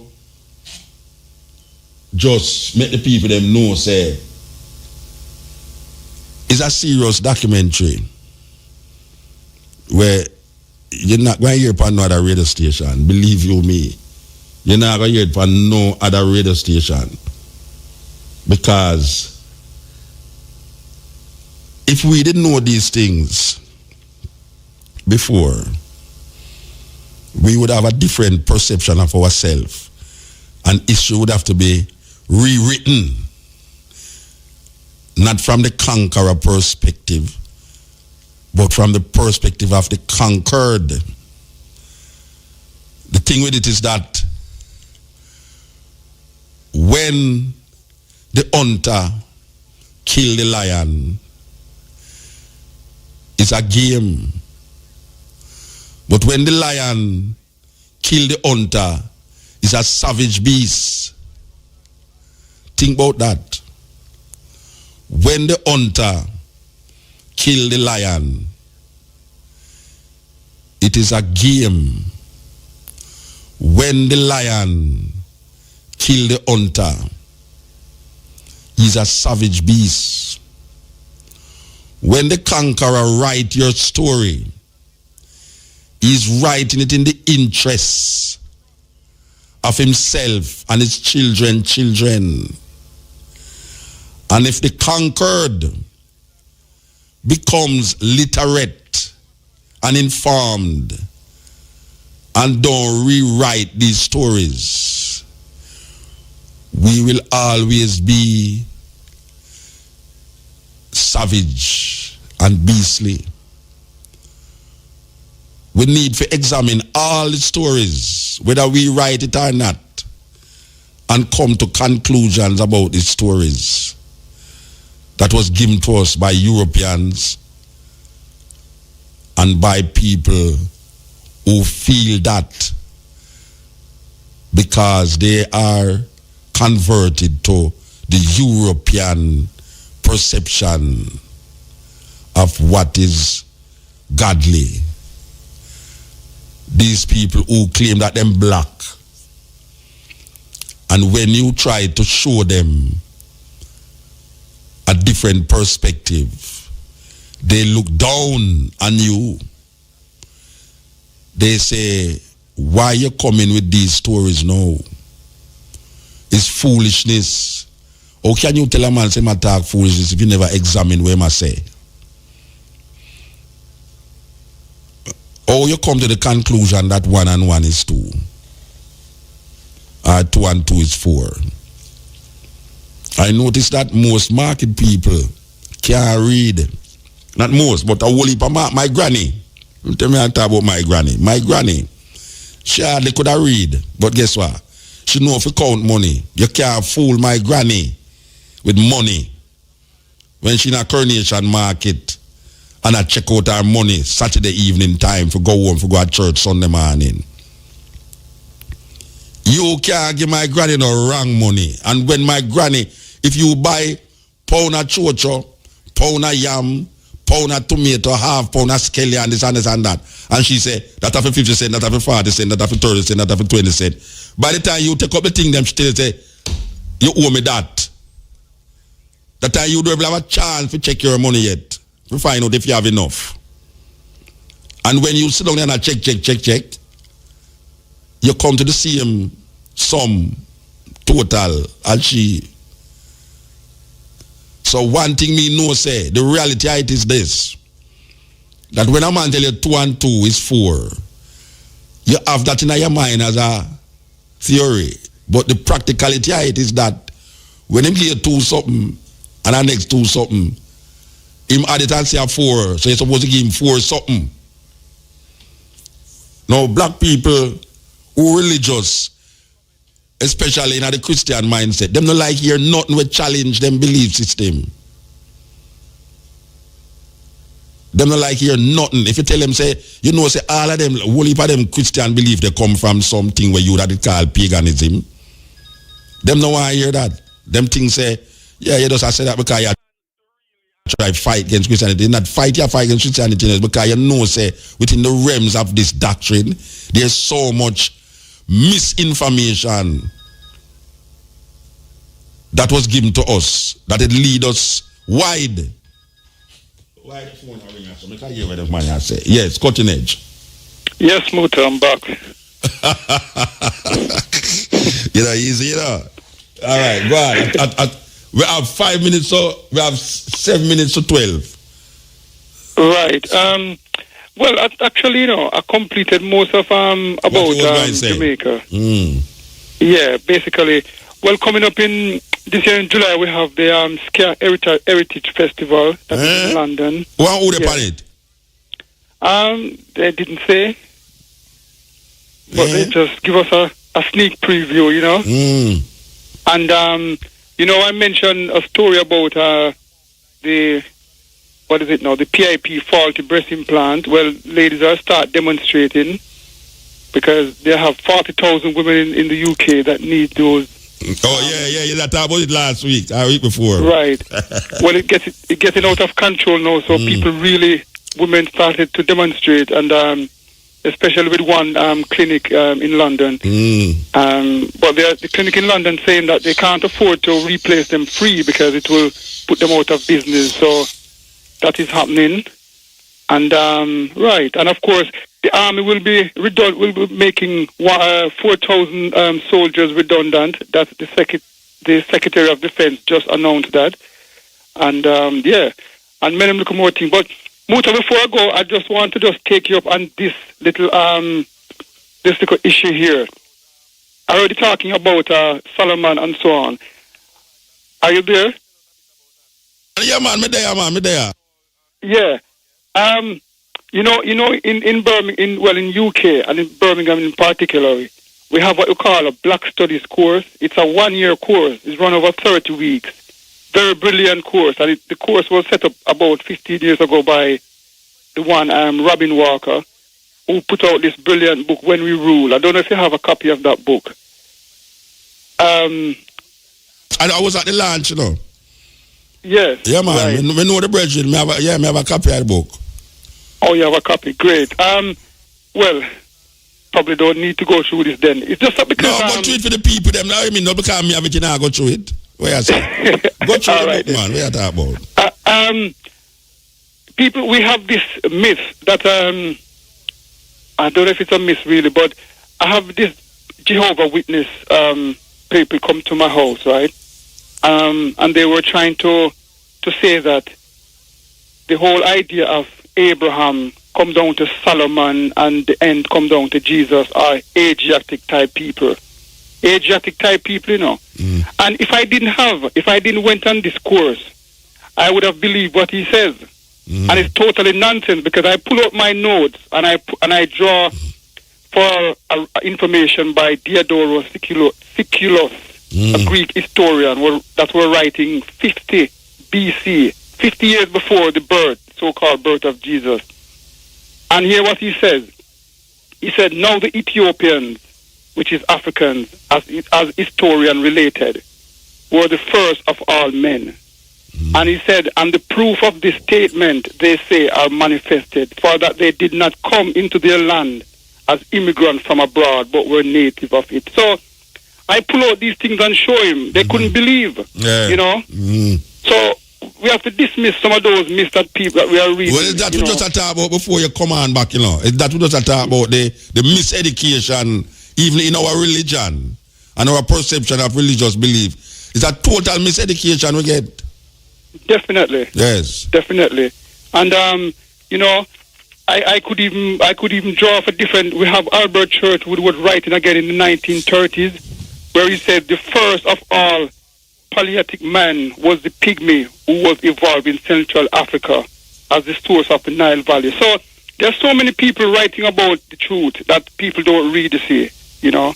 But I'm trying to I've done this course. I've done it for the course, and I'm trying to see how I can put it together when I'm back in Jamaica to set it up so that I can educate the people about the truth about what we need to know. So, well, thanks for having me again, and just to apologize again for the disconnection, and would just like to let the people know that they should keep tuning to the cutting edge with Mutabaruka. Blessed man, give thanks. Right. Yes. So like you're far away, man. No, man, I listen to you, know, Bridget. Watch me while I the studio, you know. So if you hear me move from near the thing, I become me I do something, but me I listen to you, me have the headphone by my head.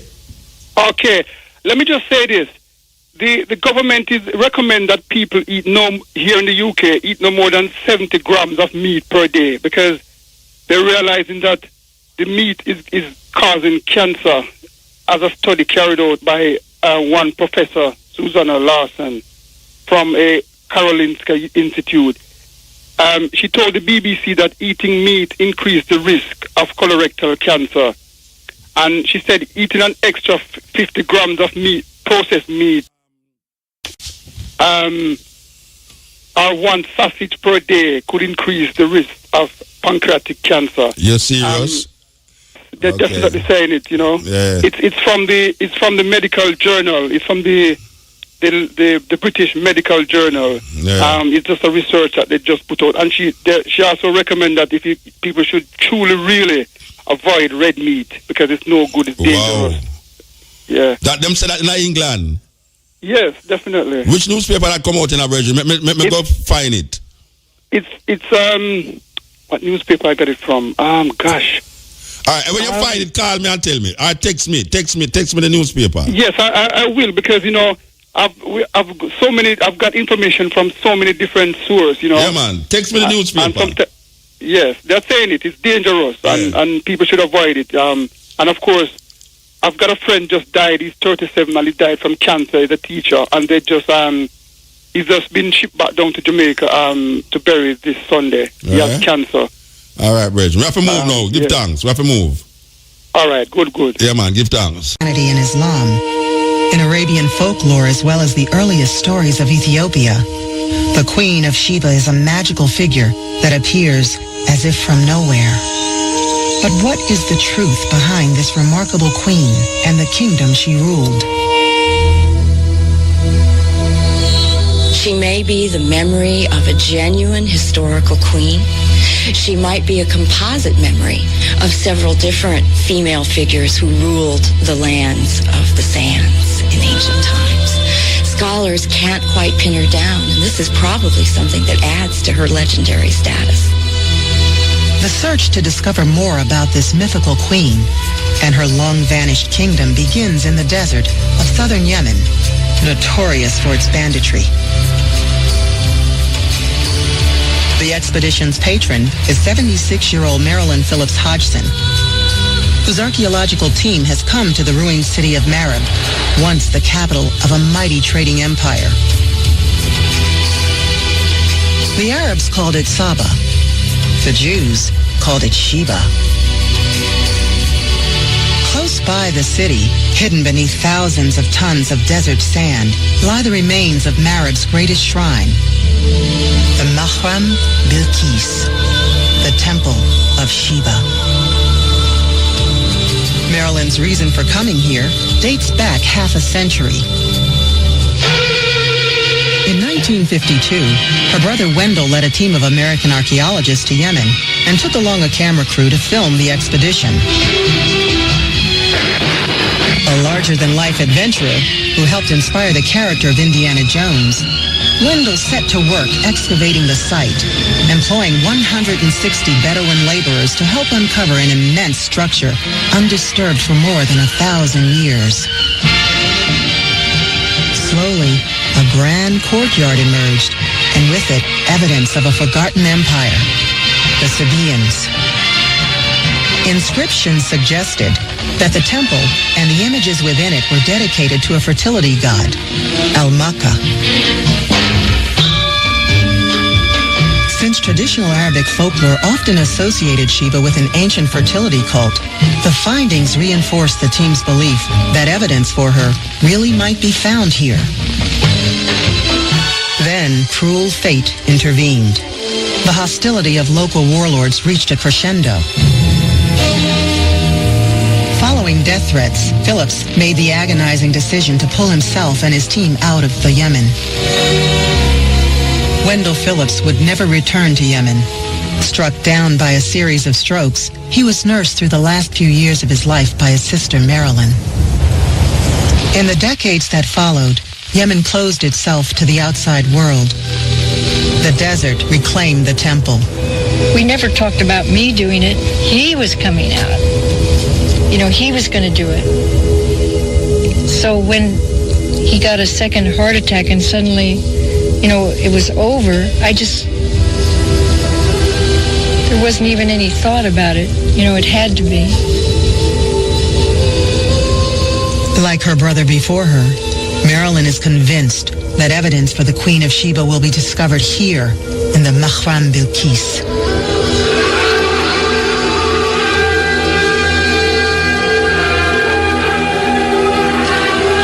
Modern Yemen remains a dangerous place.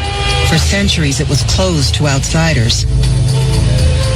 After a quarter of a century of pleading with the Yemeni authorities, she's been allowed to return to the ancient temple. I believe that a Queen of Sheba must have existed. Why would these stories permeate so many people's lives, especially in the Arabian Peninsula? They believe so strongly in this. And why would it have lasted all these centuries? Amid heavy security, excavation has begun at the ancient site. The team hope to find evidence that the Queen of Sheba worshipped here. They have just a month. After that, the authorities can no longer guarantee their safety. Oh, I never saw that, huh? Wow. Leading Maryland's archaeological team is Professor Bill Glansman from the University of Calgary, Canada. An expert on the archaeology of Yemen, Bill has elected to excavate previously untouched parts of the site in the hope that they may shed new light on the Sabaeans and their most famous queen. The sanctuary here, Frm Bilqis, is important because we have the ancient Sabaean kingdom centered here at Marib. This is a great historical center in that sense. It's also the largest pre-Islamic sanctuary that we've yet discovered in the Arabian Peninsula. There were always very powerful queens. Some of them would rise up to fame and glory, such as some of the Egyptian queens like Hatshepsut and Cleopatra, for example. But this Queen of Sheba is a little bit different. Without her name, we can't identify her actually as a historical figure. We need to find some link, if there is one, to find the historical reality of that queen and the stories that surround her. The site covers 60,000 square meters, more than the size of 8 football fields, and every inch must be cleared by hand. Progress is slow, constantly hampered by dust devils that appear and disappear without warning. In Arabic folklore, these desert whirlwinds, sometimes called jinn or genie, have an intimate connection with the legendary Queen of Sheba. For in old Bedouin tales, Sheba was born of such a spirit. According to a fable set in Sheba's ancient capital of Marib, then a grand and prosperous city, there lived among the many merchants a beautiful spirit called Umayya. Umayya fell madly in love with an important advisor to the king, and from their illicit affair, a daughter was born. Half human, half genie. They named the child Bilqis and gave her to the spirits of the desert to raise. As she grew up, Bilqis learned from passing caravans that an evil king had come to rule Marib. One night she slipped into the king's chamber and plunged a dagger through his heart, saving the people of Sheba and replacing him as their ruler.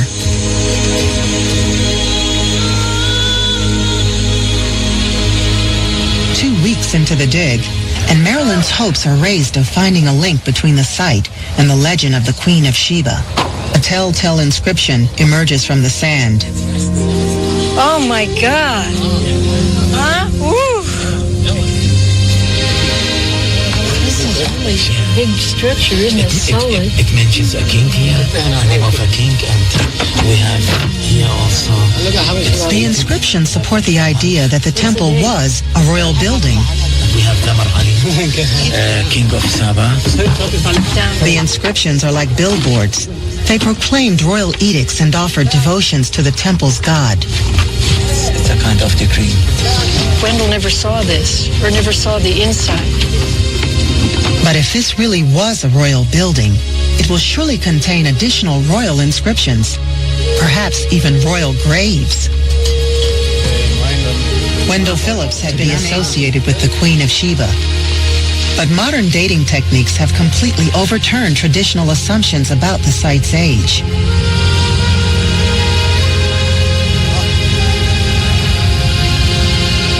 We do know that the sanctuary goes back at least as early as the time of King Solomon, around 950 to 900 BC, and actually much earlier than that, for over 500, 600 years earlier, would suggest that if there is any connection at all to be found with a single historic figure, a single Queen of Sheba, it will be found here.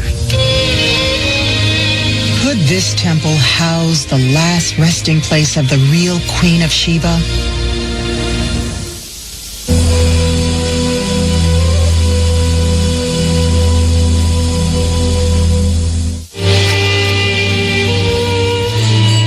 During the 10th century BC, when the Queen of Sheba is thought to have lived, the city of Marib was a great commercial center, a stopping point for merchant caravans that crisscrossed the desert. It was a place to barter goods and exchange stories. It's a culture that has an immensely rich oral tradition. And still you go out into the desert and at Bedouin campfires, you'll be amazed by the stories you will hear.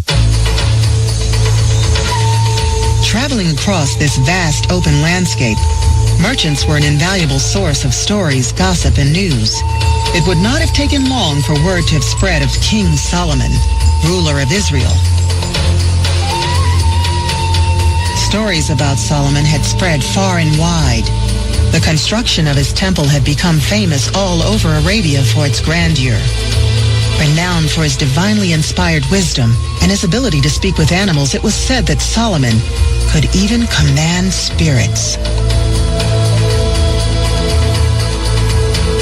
The Ethiopian holy book, the Kebra Nagast, says that news of this formidable king reached Sheba from a traveling merchant.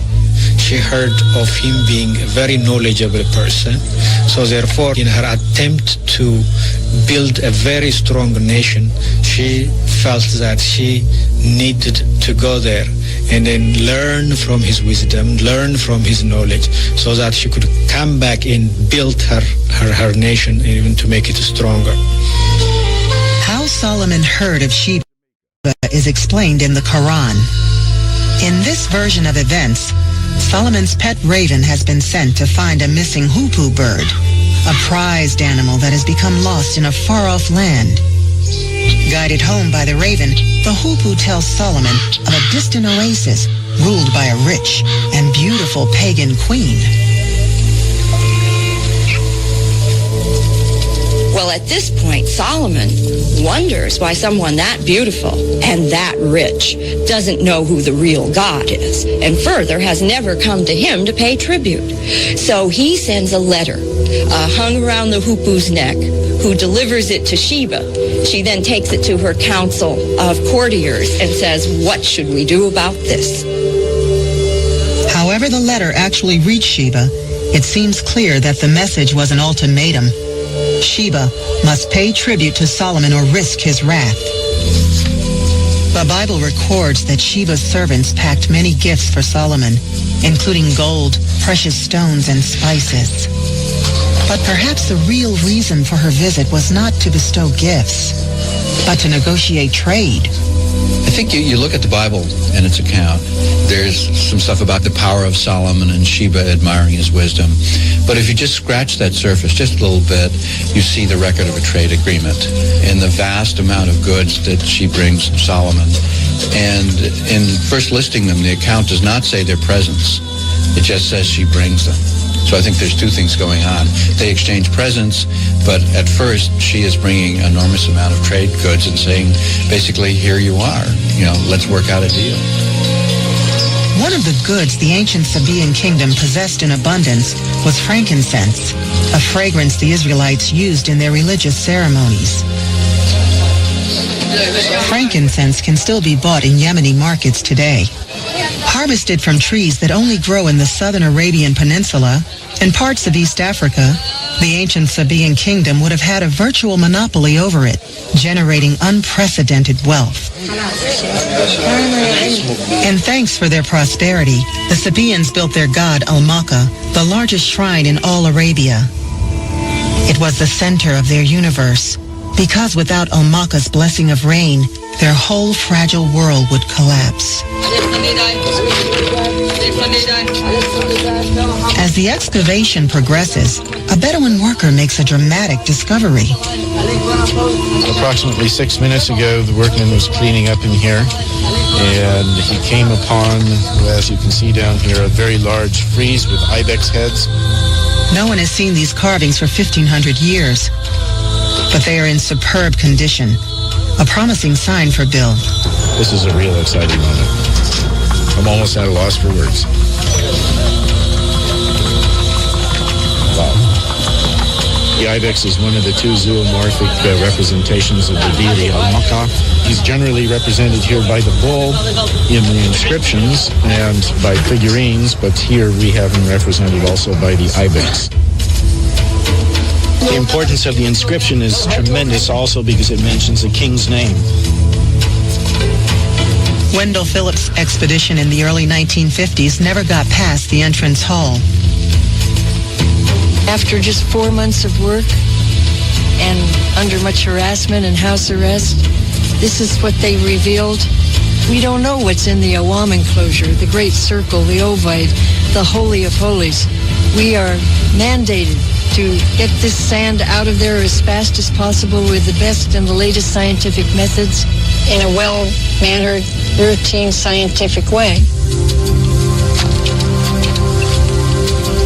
With only weeks to conduct their excavations, Maryland's team have harnessed the latest technology to peer directly beneath millions of tons of sand.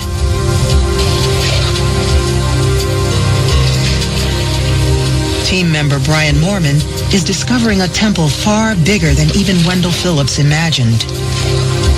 50 years ago, when Wendell Phillips first came to the site, archaeologists' tools were rather limited, and you certainly couldn't see beneath the surface.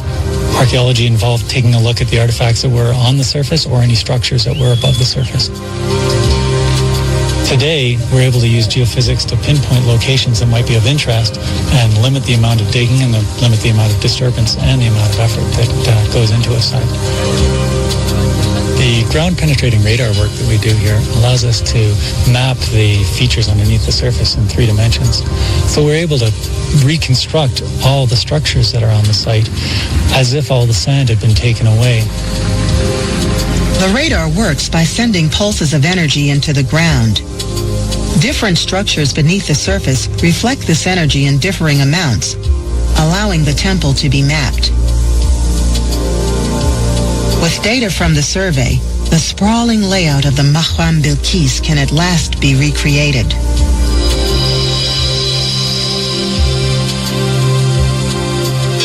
It reveals a half a dozen man-made structures that still lie untouched beneath the surface.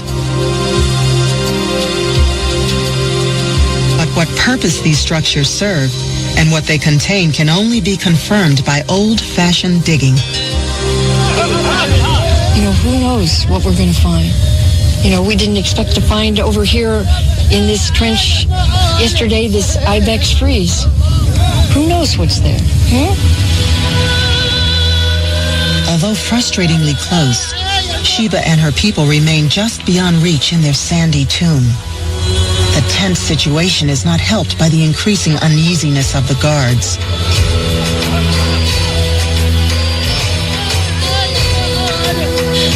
The team is running out of time.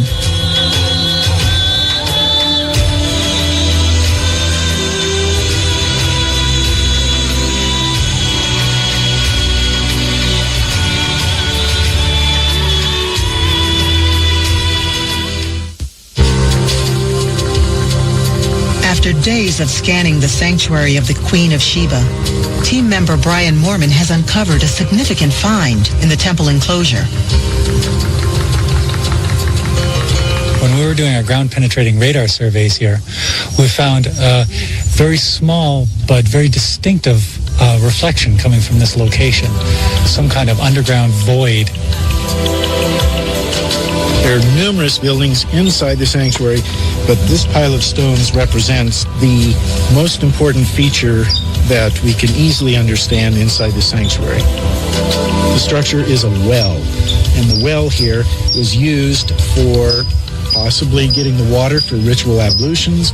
It's approximately 3 meters below the surface, and we're just about to begin the excavation to try to uncover the wellhead.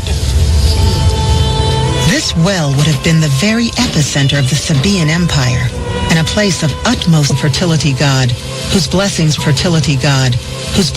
vital to the life of Marib. In this kind of harsh environment, water is everything. It's a life-giving force. It's the most important thing that you can have out here. It may also explain why our sanctuary is located where it is. It's not in the city where most of the people would have easy access to worship at the temple. Rather, it's right in the middle of an ancient field system.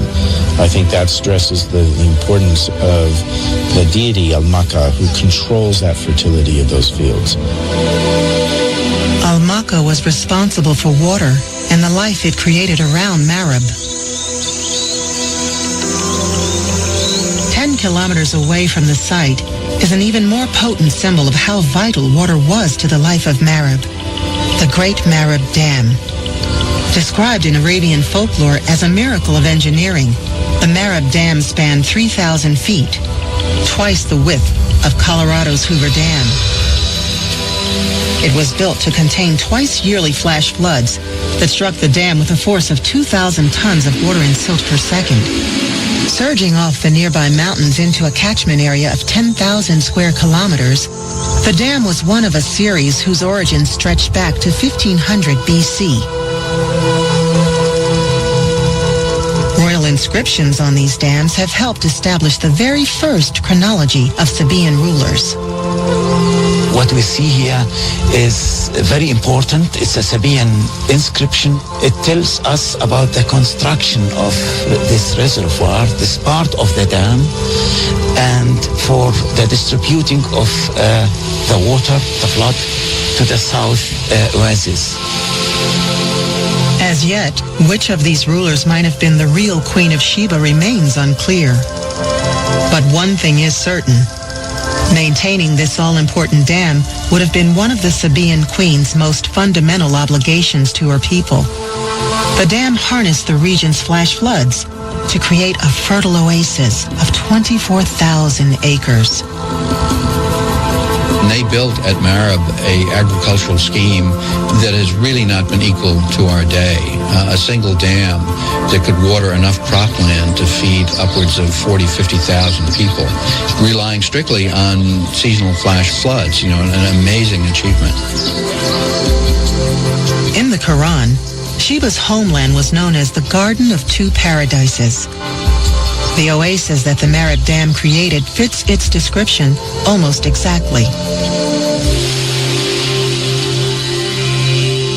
This highly sophisticated irrigation network allowed Marib to flourish as a wealthy and important center of trade. Once that was in place, their living was pretty easy. And it got a lot easier when they realized that on top of that, they had these luxury goods, which the Romans and the Greeks and others further north lusted for. And with their caravans, they could make staggering profits, enough so that the Romans said that basically these were the richest people in the world. Like the wealthiest cultures of the modern world, Sheba's Marib played host to skyscrapers, astonishing tower houses of mud brick and timber that stretched over 80 feet in the air. An echo of Marib's distinctive high-rise buildings can still be found in Yemen's modern capital of Sana'a. And like Sana'a, Marib would once have bustled with merchants and traders.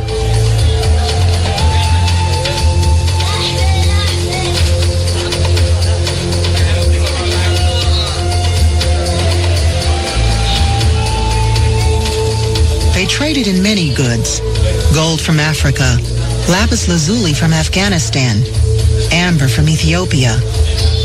But the most important product of all was the Sabaean specialty, frankincense. The aroma of this precious incense was reputed to bring worshippers closer to their gods. So by the time it arrived in far-off Jerusalem, it was more valuable than gold. Protecting the trade routes to such far-flung places was another of the Sabaean monarch's most important duties. So perhaps the real motive for Sheba journeying to visit King Solomon was to protect or initiate a trade arrangement, an arrangement upon which her city depended.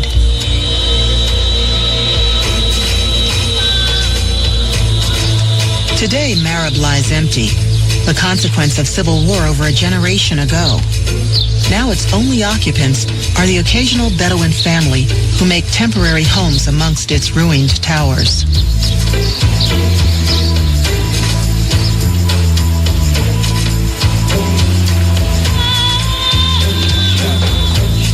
But at the nearby archaeological site, Brian's underground scan has detected a previously unknown feature linking the city to the temple.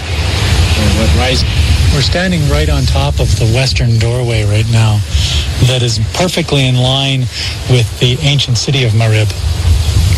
It's hypothesized that there was some kind of processional way along here that would lead the people from the city to the temple itself. After doing our geophysical surveys out in the western side of the site, we've done a couple of trial investigations and found 3¼ meters below the surface, and 2 of the holes so far, a stone surface that might be the processional walkway. What might this processional way have meant for Sheba herself? The symbolic significance of a processional way might be that it takes a long ways to get here, so you have time to think about what it is that you want to ask of the deity or thank the deity for intervening. But also along the way, as in our own cultures today, we have billboards and tall buildings that are icons and symbols of all sorts of issues of wealth and marketing and all of that. We have to imagine similar kinds of symbolism along the way here too, to make the pilgrim feel like they're coming into a place of holy sanctity. On important days in the Sabaean calendar, pilgrims and their queen would have walked along this 8-kilometer processional way. Inscriptions on the temple walls tell us many of them had traveled from distant lands, and en route they would have brought an offering for their god.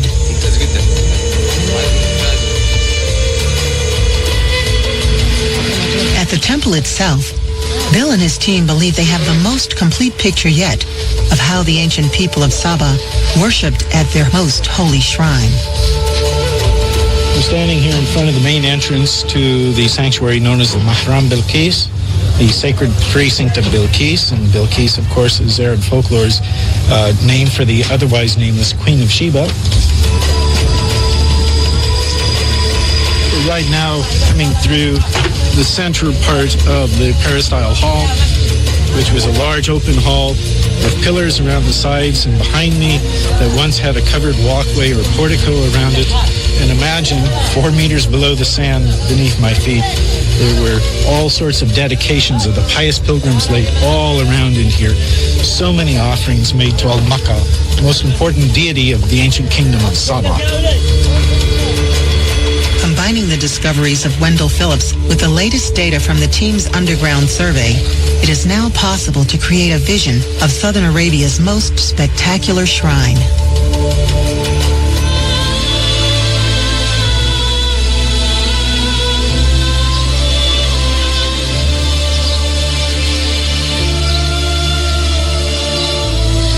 It was along the temple's processional way that 3,000 years ago, the Queen of Sheba might have walked the night before she embarked on her perilous journey to Jerusalem.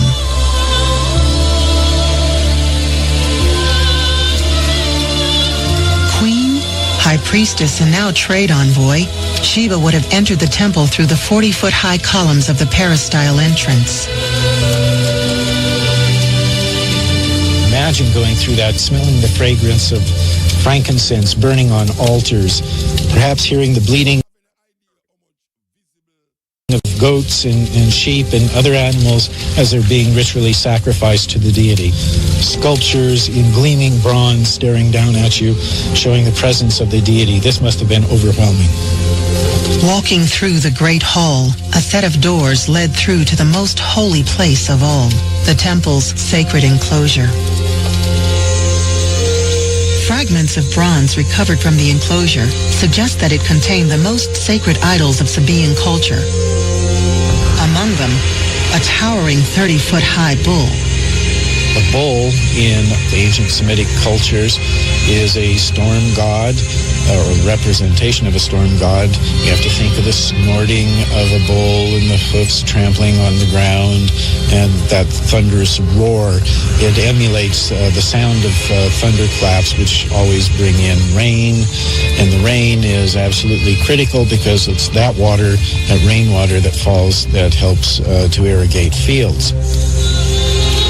After offering a final blood sacrifice, the Queen of Sheba would have left her temple, beginning an epic 3,000-mile round trip to Jerusalem. Could such a journey really have taken place? And did Sheba seduce King Solomon?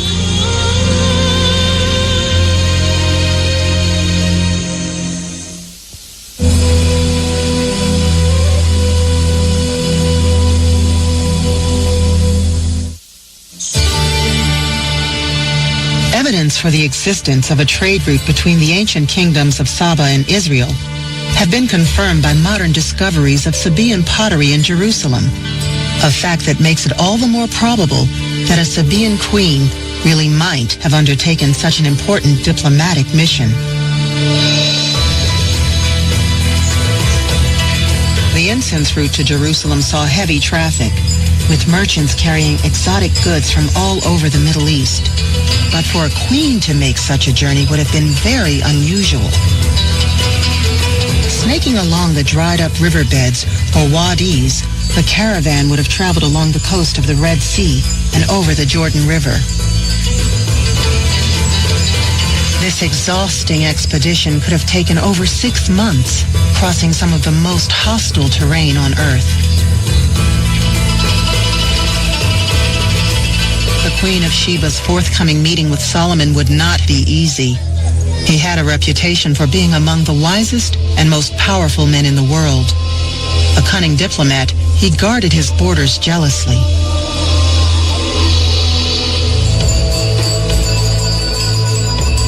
The Bible records that when Sheba entered Jerusalem, she was overwhelmed by Solomon's temple, built to house the Ark of the Covenant, the Jewish faith's most holy relic.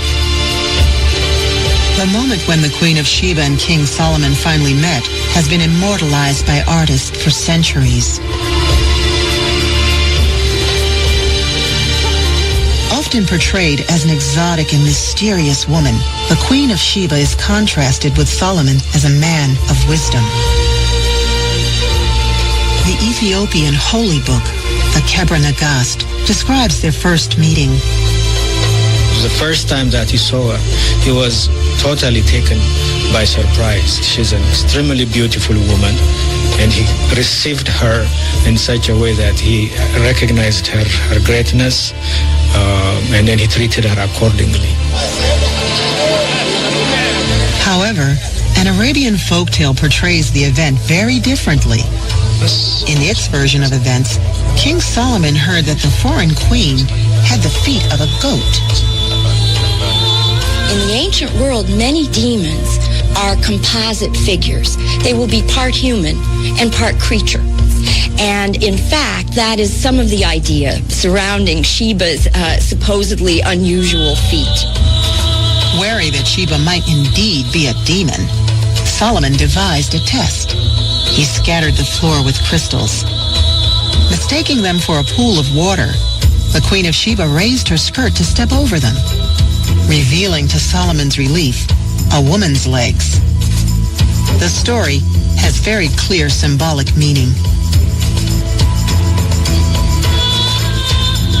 In the ancient world, hair is a feature of wildness.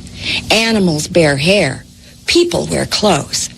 When the stories try to give Sheba hairy legs, they are suggesting the wildness of this foreign woman. Following their first introduction, the Bible goes on to say that Sheba tested Solomon with hard questions. The Quran tells us these questions took the form of riddles. It's like our version of small talk.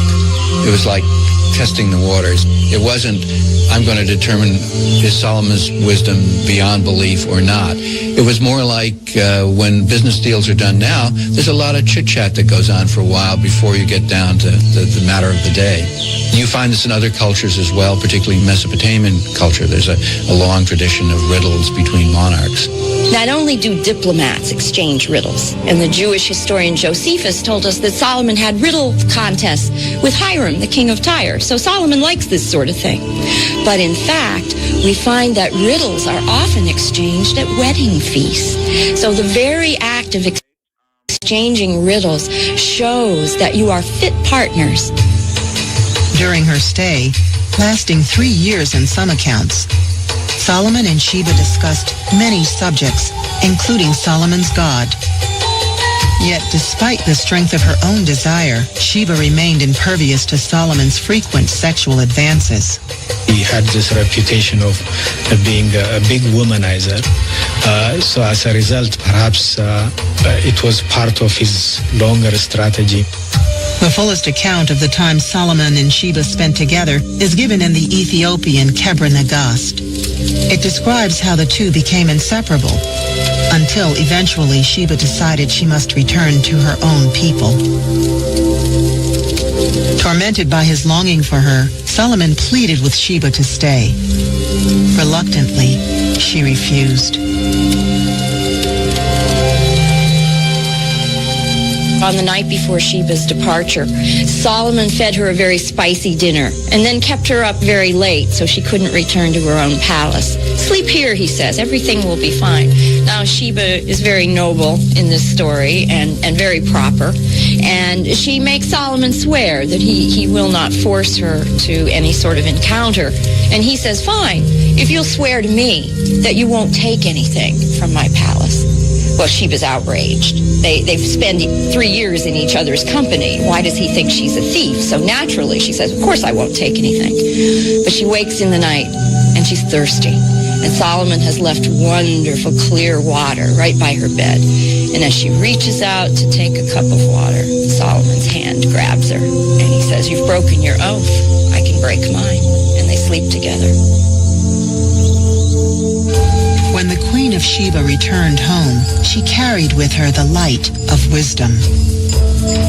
The Quran explains that this light represented her conversion to the faith of Solomon's God, making Sheba the first person to bring monotheism to Arabia.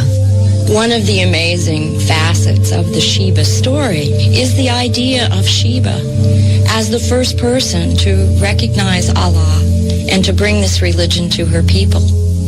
Sheba's night of passion was to have other far-reaching consequences. The Kebra Nagast tells us that 9 months after leaving Jerusalem, Sheba gave birth to her first and only son, Menelik. The Ethiopian holy book goes on to document how when Menelik came of age, he journeyed to Jerusalem to visit his father. Returning from Solomon with the Ark of the Covenant, Menelik took it to Ethiopia, where he founded a new dynasty.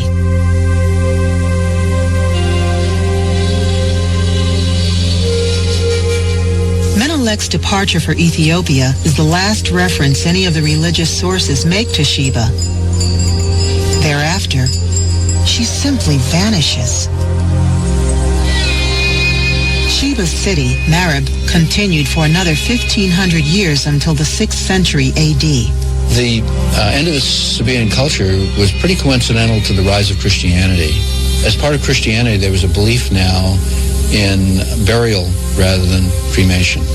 As a big part of cremation, frankincense was sprinkled on the funeral pyre.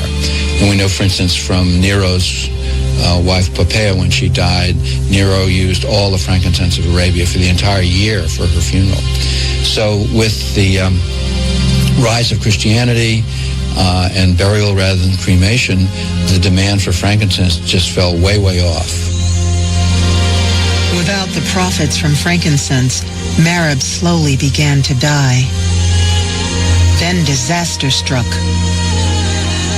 The final blow came when their great resource, agriculture, was wiped out by a collapse of the Great Dam. And they pretty much went out of business probably almost like in a year. And that was the end. The great fields that once fed 50,000 people returned to desert. The shimmering oasis of Marib turned into a mirage. As summer temperatures soar, Maryland's 4-week expedition draws to a close. The Yemeni authorities are getting nervous about the increasingly restless local warlords. Then, an incredible last-minute discovery. After weeks of excavating the legendary Queen of Sheba's sanctuary, Chief Archaeologist Bill Glansman has made a startling discovery.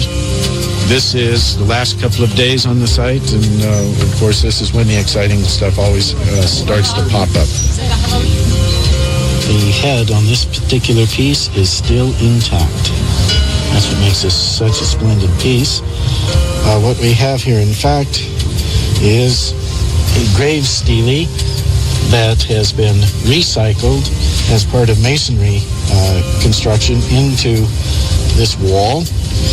It would have originally been set vertically. Grave steles would indicate somebody of prominence who's buried in the cemetery. This is not Joe Average Sabaean. No two of these heads are identical, so it looks like there's a sense of realism. This is a female's head. I'd have to have our specialist look at the inscription to give us a full translation of the individual's name. Was this a queen? We have quite a few stele. There's never a title associated with these inscriptions yet, at least not yet.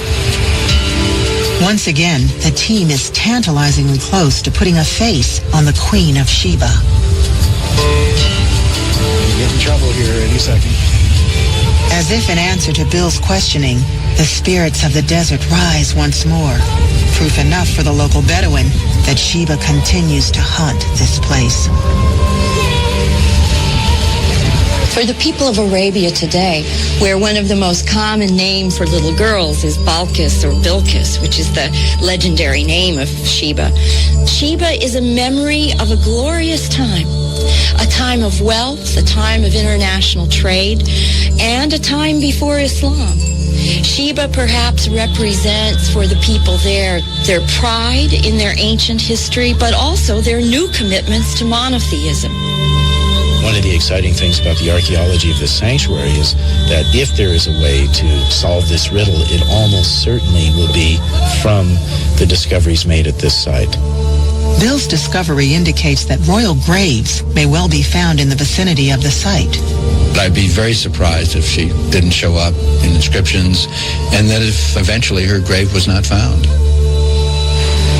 Just like her brother before her, Marilyn's efforts to excavate the ruins of the Mahram Bilqis have yielded invaluable new information about the Sabaeans, a civilization that, as her brother Wendell rightly suspected, was contemporary with the biblical King Solomon.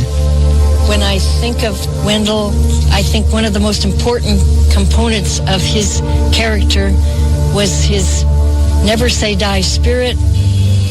My purpose is to continue his work and to see this great temple come alive. For now, excavation at the Mahram Bilqis has stopped. But the team has shown that this sanctuary was the focal point of Saba's miraculous artificial oasis, and nothing less than a forgotten wonder of the world. The team's findings suggest that the real Queen of Sheba would also have been this sanctuary's highest priestess, the chief supplicant of the fertility god, Almaka.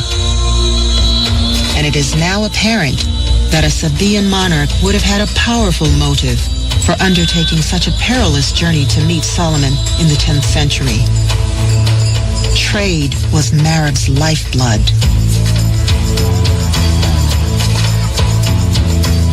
That this monarch was a woman is highly likely.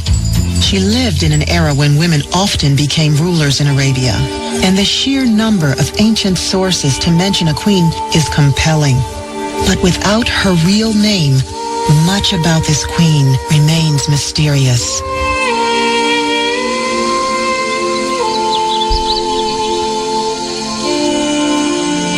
Whoever she was a remarkable woman whose courageous efforts to secure a trade link were immortalized in a legend that has survived for 3,000 years.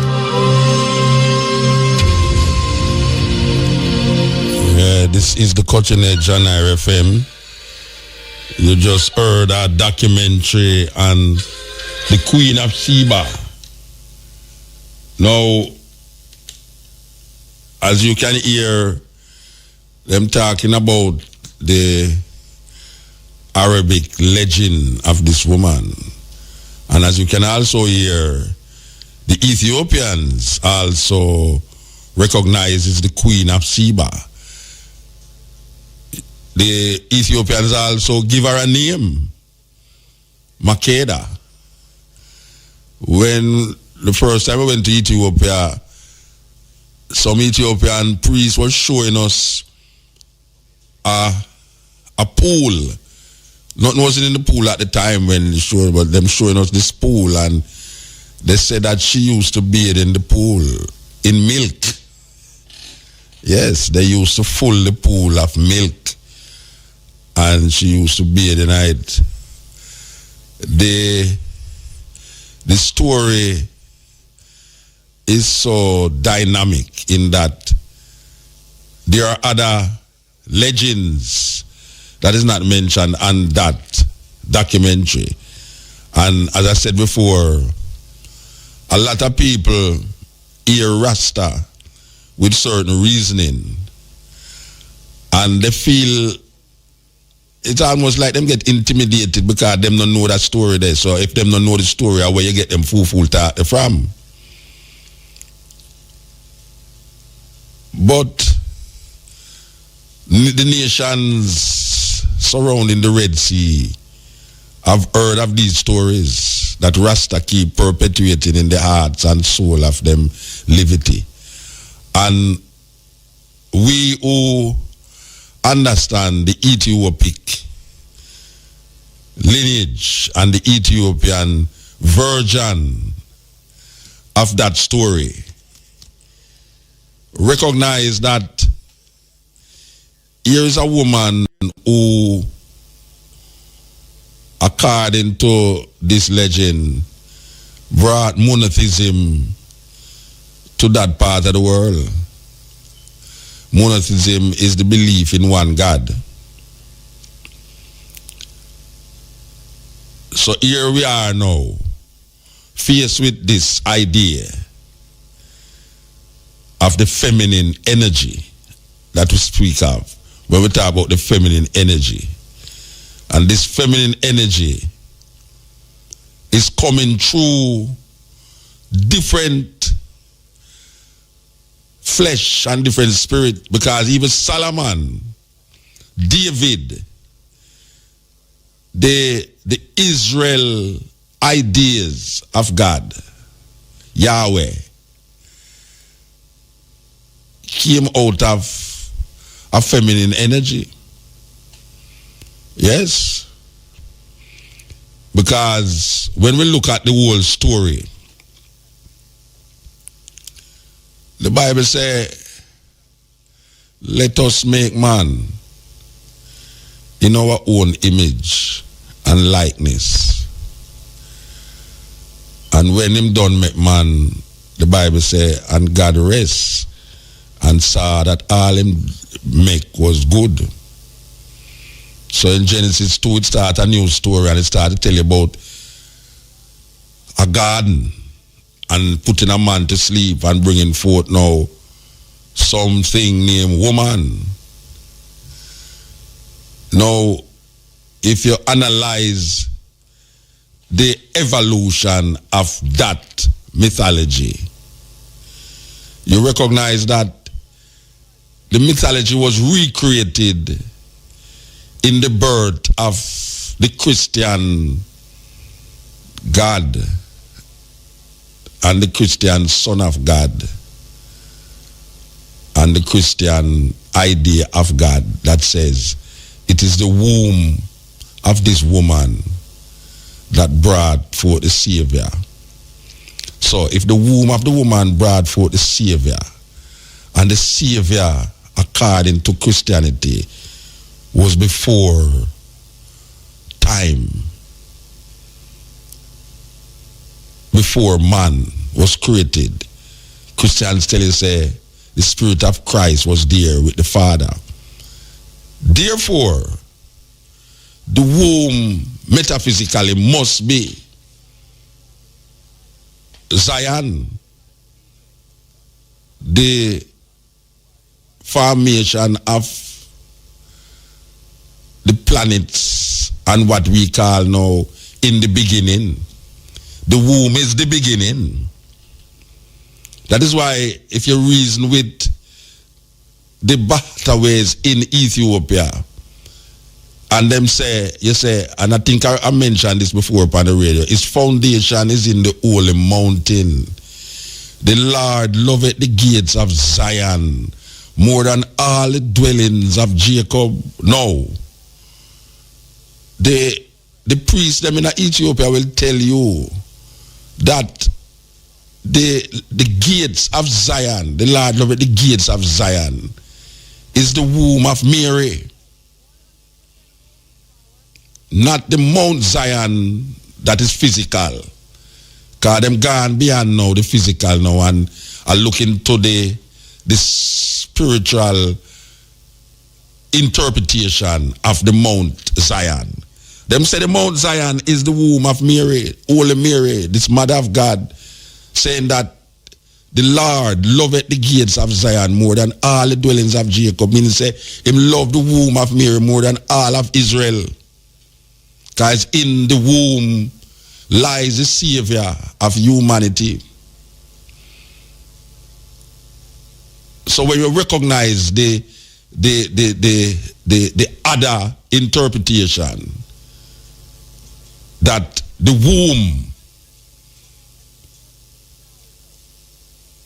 that's why even if you're not Christian, but Aboriginal people say Mother Earth, because Mother Earth give birth. Mother Earth is Mary. Mother Earth is nature, which give the creation, its beginning. So it is the feminine energy that is creating this man, physical man. So the us would have to be a male and female energy, a feminine and masculine energy that is creating this human. So the us would have to be interpreted as the wife of whosoever is speaking, let us make man. The let us obviously is the masculine speaking, the female or the feminine is called upon by the masculine, saying, come, let us make man in our image. Our is not singular, our is plural. Let us is plural.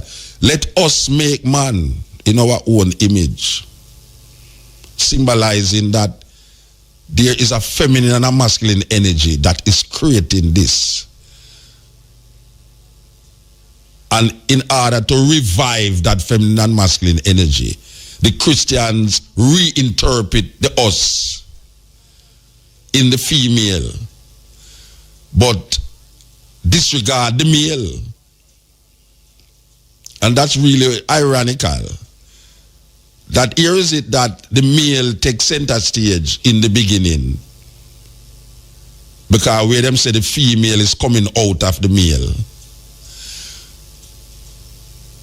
But in the resurrection, it is the male that is coming out of the female without the help of the next male, which is that it is Mary that is giving birth to a savior, which is a man, without the help of a next man, which is Joseph.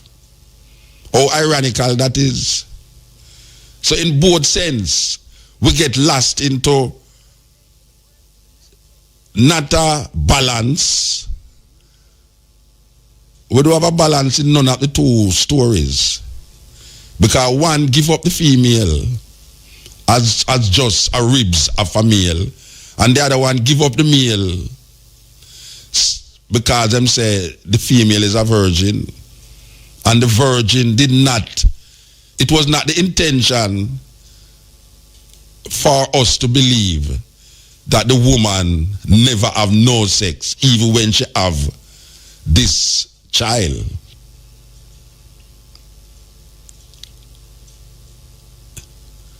So what we are saying is that we need to look back at how the story is brought to us and the perspective that it gives. And isn't it ironical that it is only Ethiopia in the world that claims the throne of David, the Ark of the Covenant, and the Judaic lineage? It is only Ethiopia that claims the Davidic throne, the Ark of the Covenant, and the Judaic lineage. Whether we can define it in a physical way, where we can say, well, Solomon and Sheba and Davidic lineage and this and that and that, whether it is a mythology, legend that has been passed down or not, Ethiopia claim it. That is the beauty of that perception, that Ethiopia claimed the throne of David. Nobody disputed. Haile Selassie was crowned King of Israel. If you don't believe me, go back and listen to the man attack when he put the throne, when he put the crown upon Haile Selassie head. Haile Selassie, Ethiopia claimed the throne of Israel. The Israelis them took 10,000 Falashas or Beta Israelites out of Ethiopia into Israel. Because the Beta Israelites was living according to the Judaic, the Torah, and all the so-called Jewish Bible, the so-called Old Testament. These people in Ethiopia was living according to this religious belief.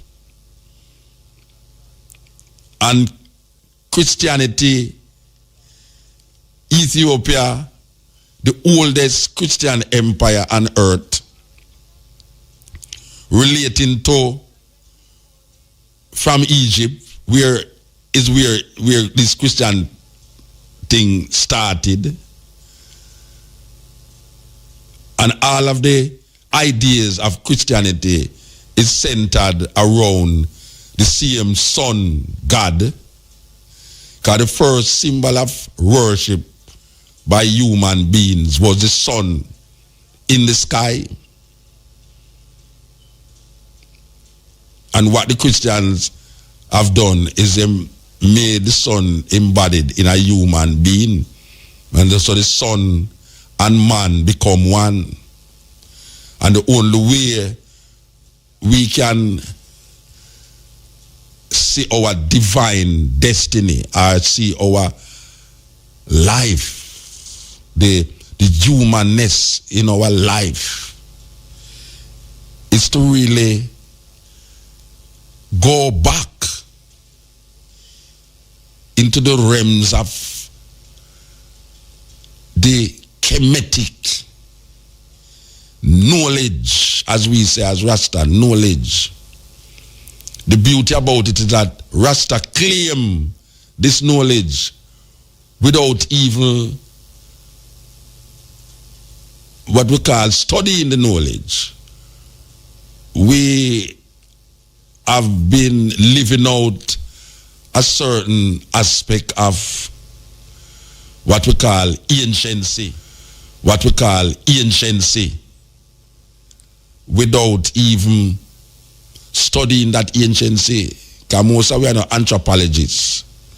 So we're not studying, we're not going to dig up our archaeologists. Like how you hear them people, they dig up this and dig up that. Them dig it up for come find proof and evidence. For even validate the existence of I. Because all it do is validate I.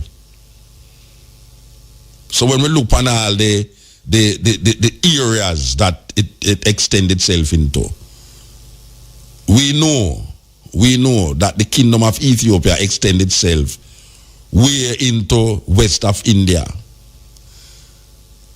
So we know when them talk about Sheba, just like how the Greeks them go to Africa. If you look on the old map, I was looking at an old map of Africa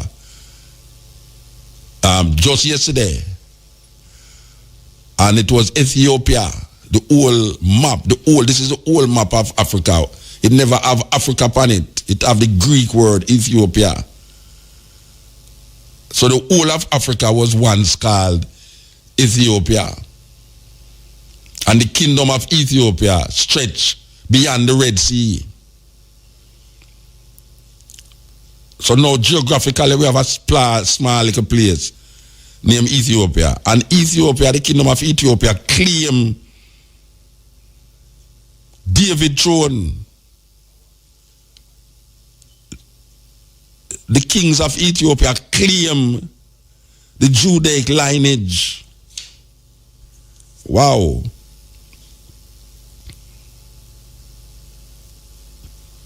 So we are saying this to say that here's a woman who gave another perspective to Ethiopia. Because she left with one perspective and come back with a different perspective. But it is because of her journey. And then here is now the history that surrounds the female in relationship to Mary, who the Roman Catholic Church idolize. As a matter of fact, they have a thing named purgatory in the Roman Catholic Church where I tell you, say, Mary after is like Mary like a secretary. Mary like a secretary. If you have to go through Mary if you come to Jesus. You know, see, the Holy Church not accept that. Them say, boy, Jesus is the only way and thing. But you have Roman Catholic Church where I tell you, say, Mary.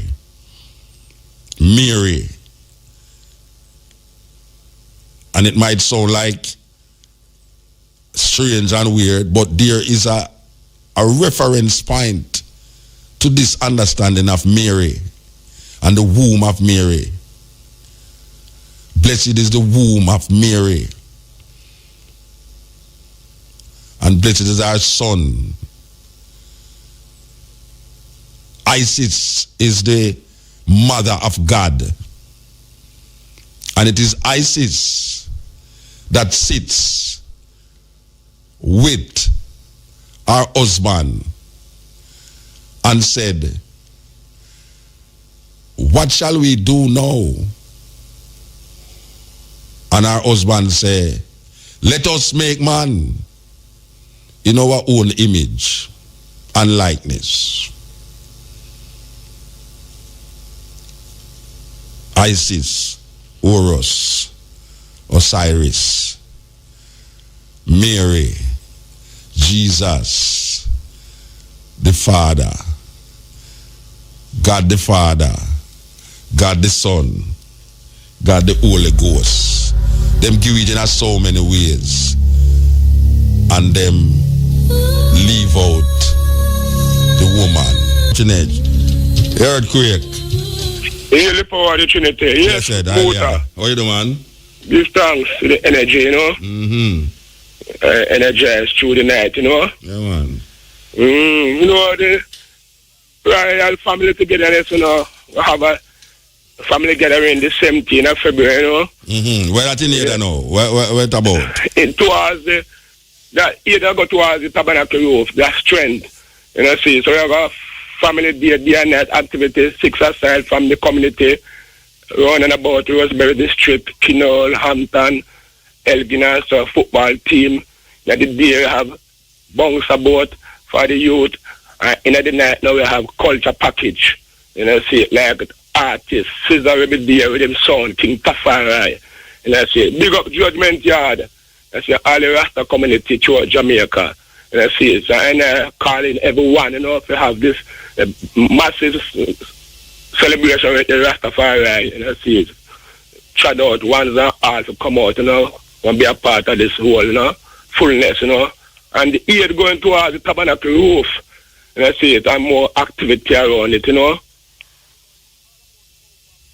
All right, so I'm to the education part. You know, I'm be a jump up and down and jump about and dance. Yeah, big Lance, I'm going to come in now. That we ask you. Where the part they were like here about? Yeah, the lecture now from the professor then from the university have chat up, you know, like the eyes still, you know, and Rastafarian. No, me never tell you say me I come rest now. You tell the eyes still. Me never tell what is the bad bad.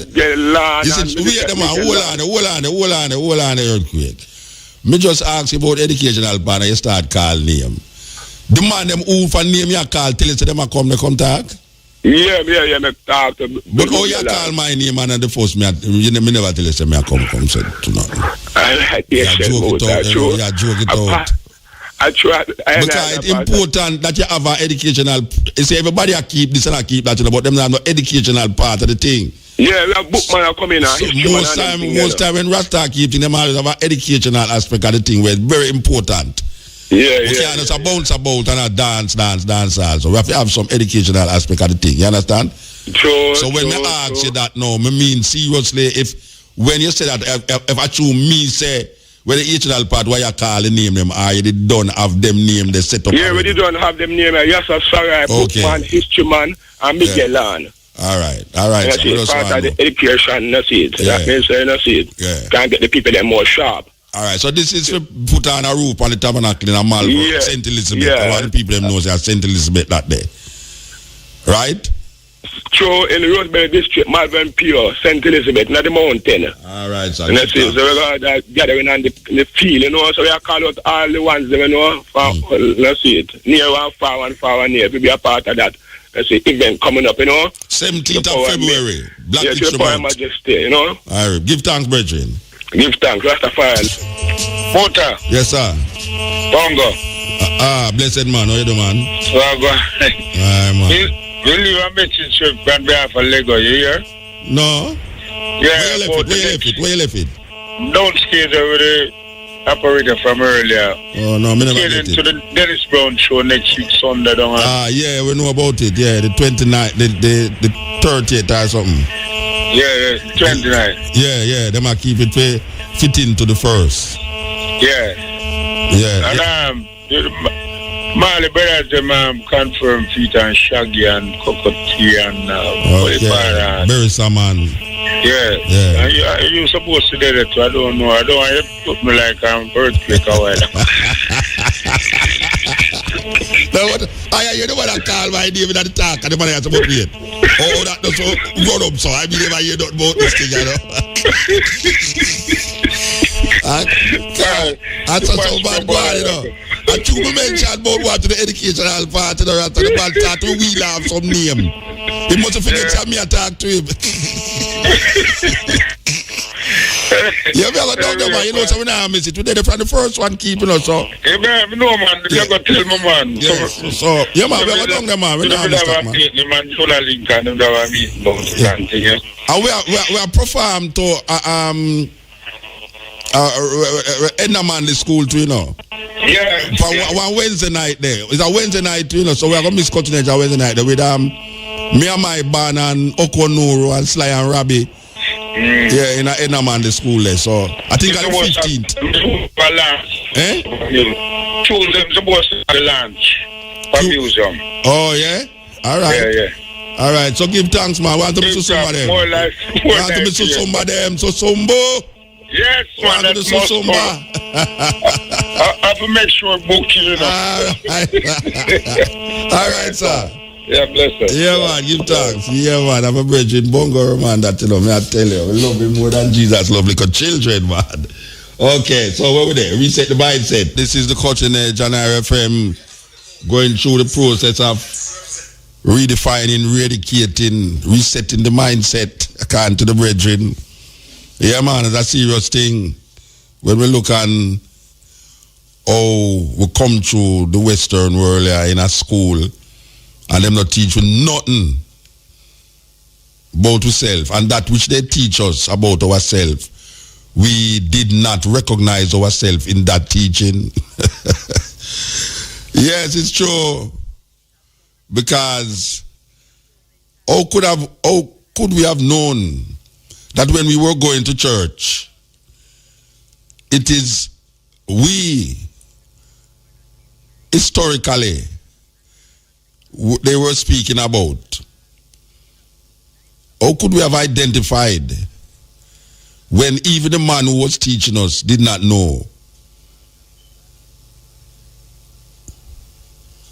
It was like something in the sky, which is that them teach us.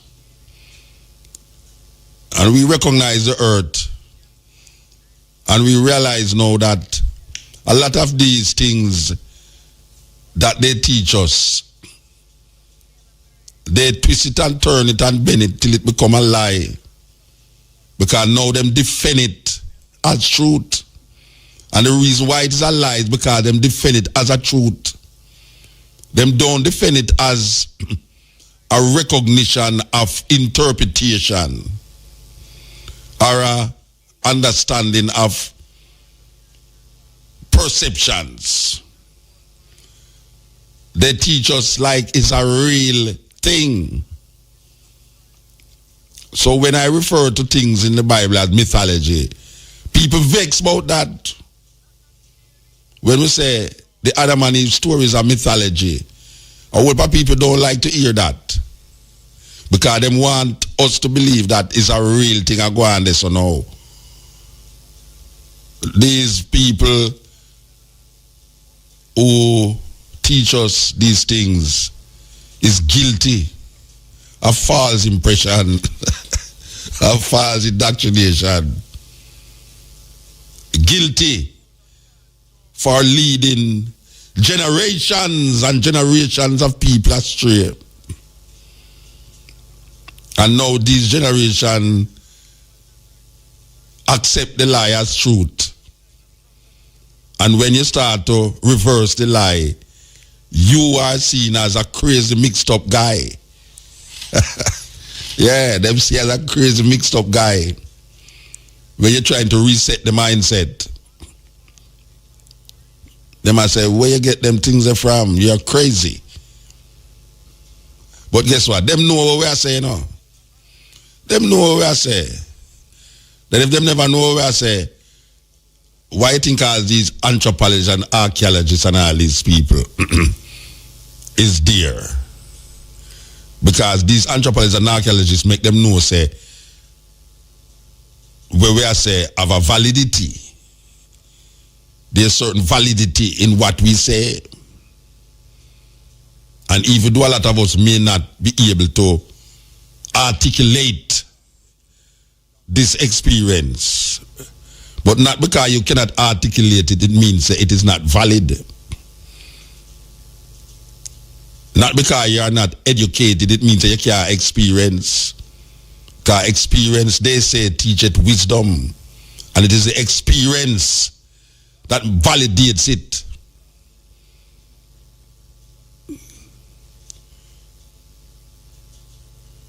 A lot of people don't want to hear nothing about Africa. The first thing they matter is they don't know sell out one another, they don't know this and that is all. It's either we was slave or we sell one another and look how we dead there now and all these things. And when I'm talking about the classical Europe, the Renaissance in Europe and the this and that in Europe and the that and that in Europe, it's like Africa did not contribute anything to civilization. When you're ready to hear them talk about European history and all these learned people, sometimes you hear them on a next radio program, on a next radio station, and when you hear them talk, all them can say, but all these people are talking about Africa. So them should have glad so white people bring a slave, or else wouldn't know about cell phone. Ay. They would have glad say them should have glad say we come here as slave, or else wouldn't know for this and know for that. That is all them know about Africa. That Africans used to sell Africans. That's all them know about Africa. That we were brought here and become slaves. But when them talking about Europe, you never hear nothing terrible about Europe yet. And there's so much stories I can tell you historically that they, Europeans, wrote about themselves. That leaves, terrible things. You can look on their television and you can look on their Hollywood movies and see them portraying themselves in some terrible ways. But guess what? We see it as movies. We don't take it real. But make them put a slave movie on the television. And you see the African, them a bleed and a blood and down south, Alabama and Mississippi and all these things. And they have never projected us in a refined way. They have projected us as the hunted, the beasts. The hunter kill the lion and say that him kill. It was a game. The lion kill the hunter, and the lion is a savage beast. History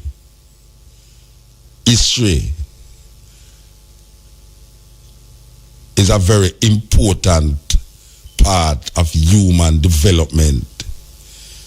It is history that guides us to this point in our life. It is history why sometimes we do and don't do what we don't do and do. It is history that will also decide a lot of what we will do. Marcus Garvey says, a people without a knowledge of them history is like a tree without root.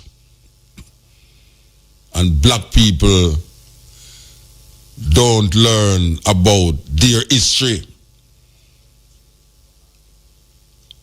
Slavery is not African history. Anytime you hear somebody tell you about, I'm going to tell you about some African history, and start tell you about slavery. Tell them, say, Mutabaruka say, slavery is not African history. Slavery is where African history was broken up. That is where African history was destroyed.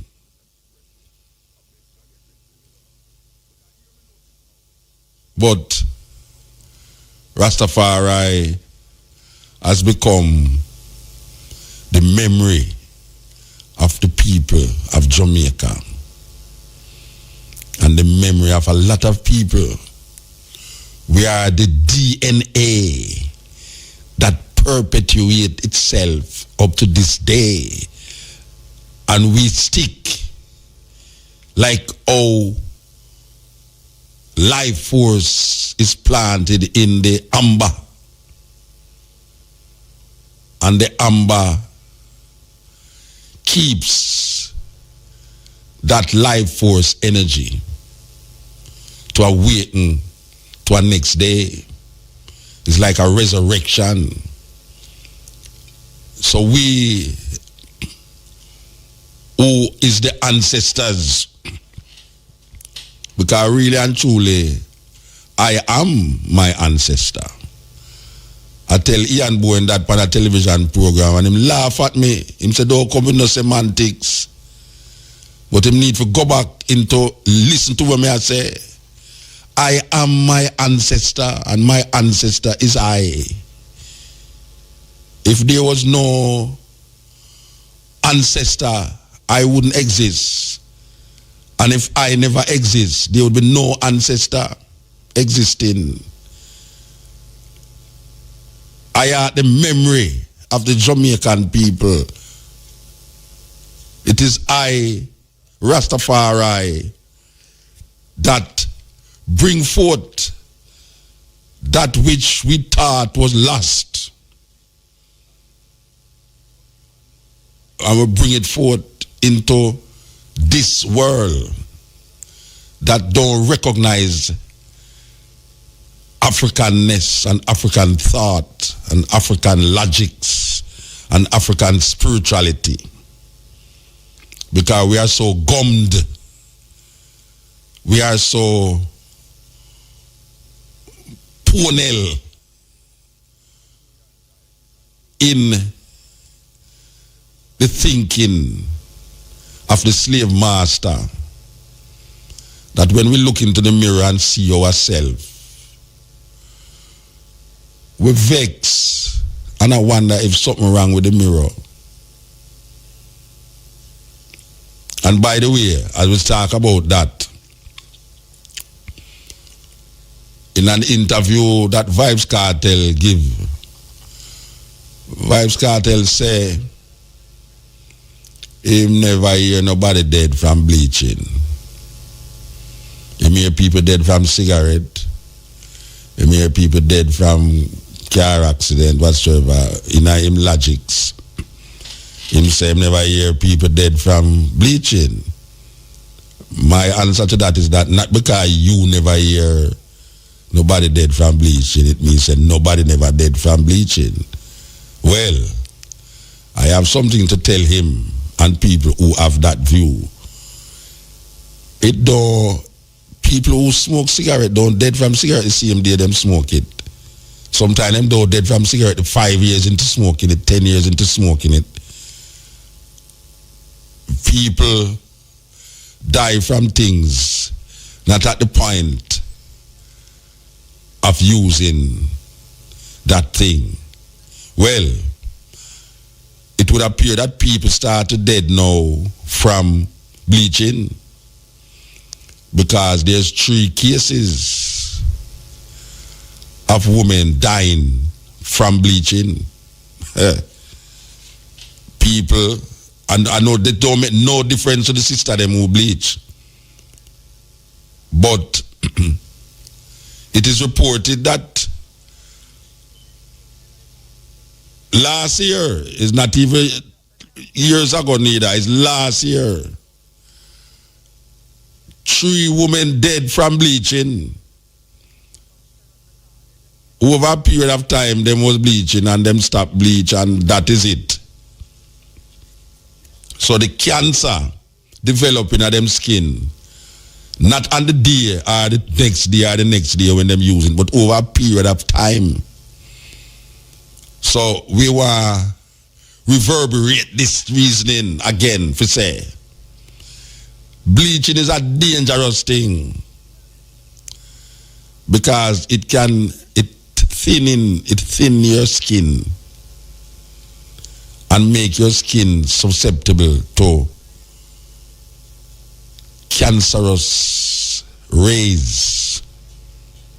In other words, what is supposed to protect your skin, the ultraviolet rays that is coming at you, your skin is supposed to be protected. But when you bleach it, you thin your skin, and your skin is no longer able to protect you from these rays. So over a period of time, you develop skin cancer. Now, it has not been happening, we have not been hearing a lot of people dying from bleaching, because the phenomena has not developed itself as far as we can see to make us see that this thing is dangerous. But now, we can see that in the continuous bleaching, we are going to see an ear, and I don't want to sound like a prophet of doom, but just like when we was talking about the fast food and the effect of fast food upon young people. Young people now, because of the whole heap of fast food, them bloated, them look like how me supposed to look at my age or so. Well, it's the same thing with the bleaching. I don't want to sound like a prophet of doom, but we are going to hear a lot of sisters dying because they continue to bleach their skin for being in beauty. With it. They want to be with it. They want to be part of the hype. So they continue to do it. And because them get up today and tomorrow and them don't feel no way, because them get up 2-3 months, 3 years and don't feel no way, them continue to do it. And one day them get up and realize them can't afford it no more. They discolor them face, discolor them body, and then move away that melanin that is supposed to be that chemical that protects you from these rays. And they are going to die. Premature death. So that is something that my brethren, after analyzing the situation, say, him never hear nobody dead from bleaching. Well, brethren, I have heard, and this is not just hearsay, this is people who is, what them call them? We don't know what them call them people there, skin specialists, doctors, who treat these people and come to them after and then little more years to them dead. It's a serious, serious thing. And I want to tell you, say, people who has bleached for a long time, maybe too late now to stop. I don't want to sound weird, but you have been warned and you did not heed to the warning.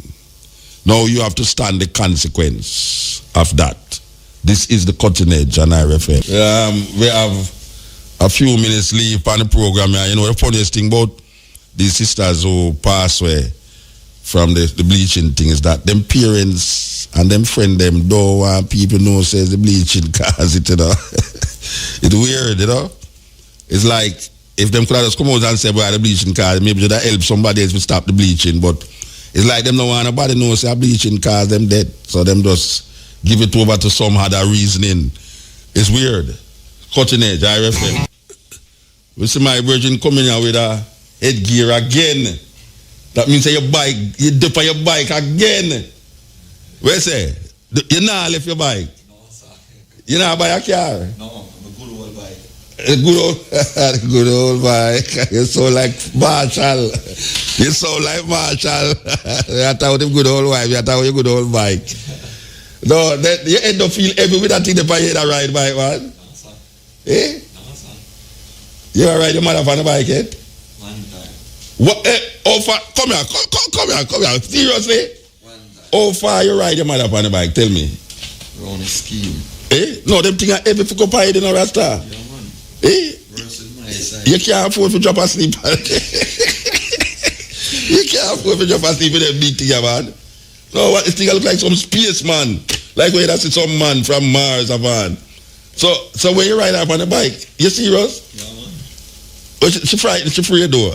She was. She still is, but she kind of... Yeah, cool and half right. But when you see you drop off on the bike so much time, she almost fret for you. Man, she's tired for fame. Well, you know, you know, Rasta. No, if me and your mother, me forbid you to ride bike, you know, the most of the time when me see you drop off a bike, you know. Believe you me. It's something nice one. The first time you drop off a bike, me stop ride bike, you know. Me ride a bike one time, you know, me gas the bike, you know, me see the gas now, go down back, you know. It's just a gas the bike, you know, boom and rum up in a concrete wall. Me don't jump off of the bike before it reach a wall, you know. We have to pay for the people that wall, eh? You get too scrape. Yeah, man, me scrape up, man. But me not going to the wall with the bike. Make the bike go on the wall by itself. You know what I'm saying? Anyway, we give thanks to the moment. We give thanks to the energy. We give thanks to the time where you stay with me. Next week, as we say, we continue the female energy.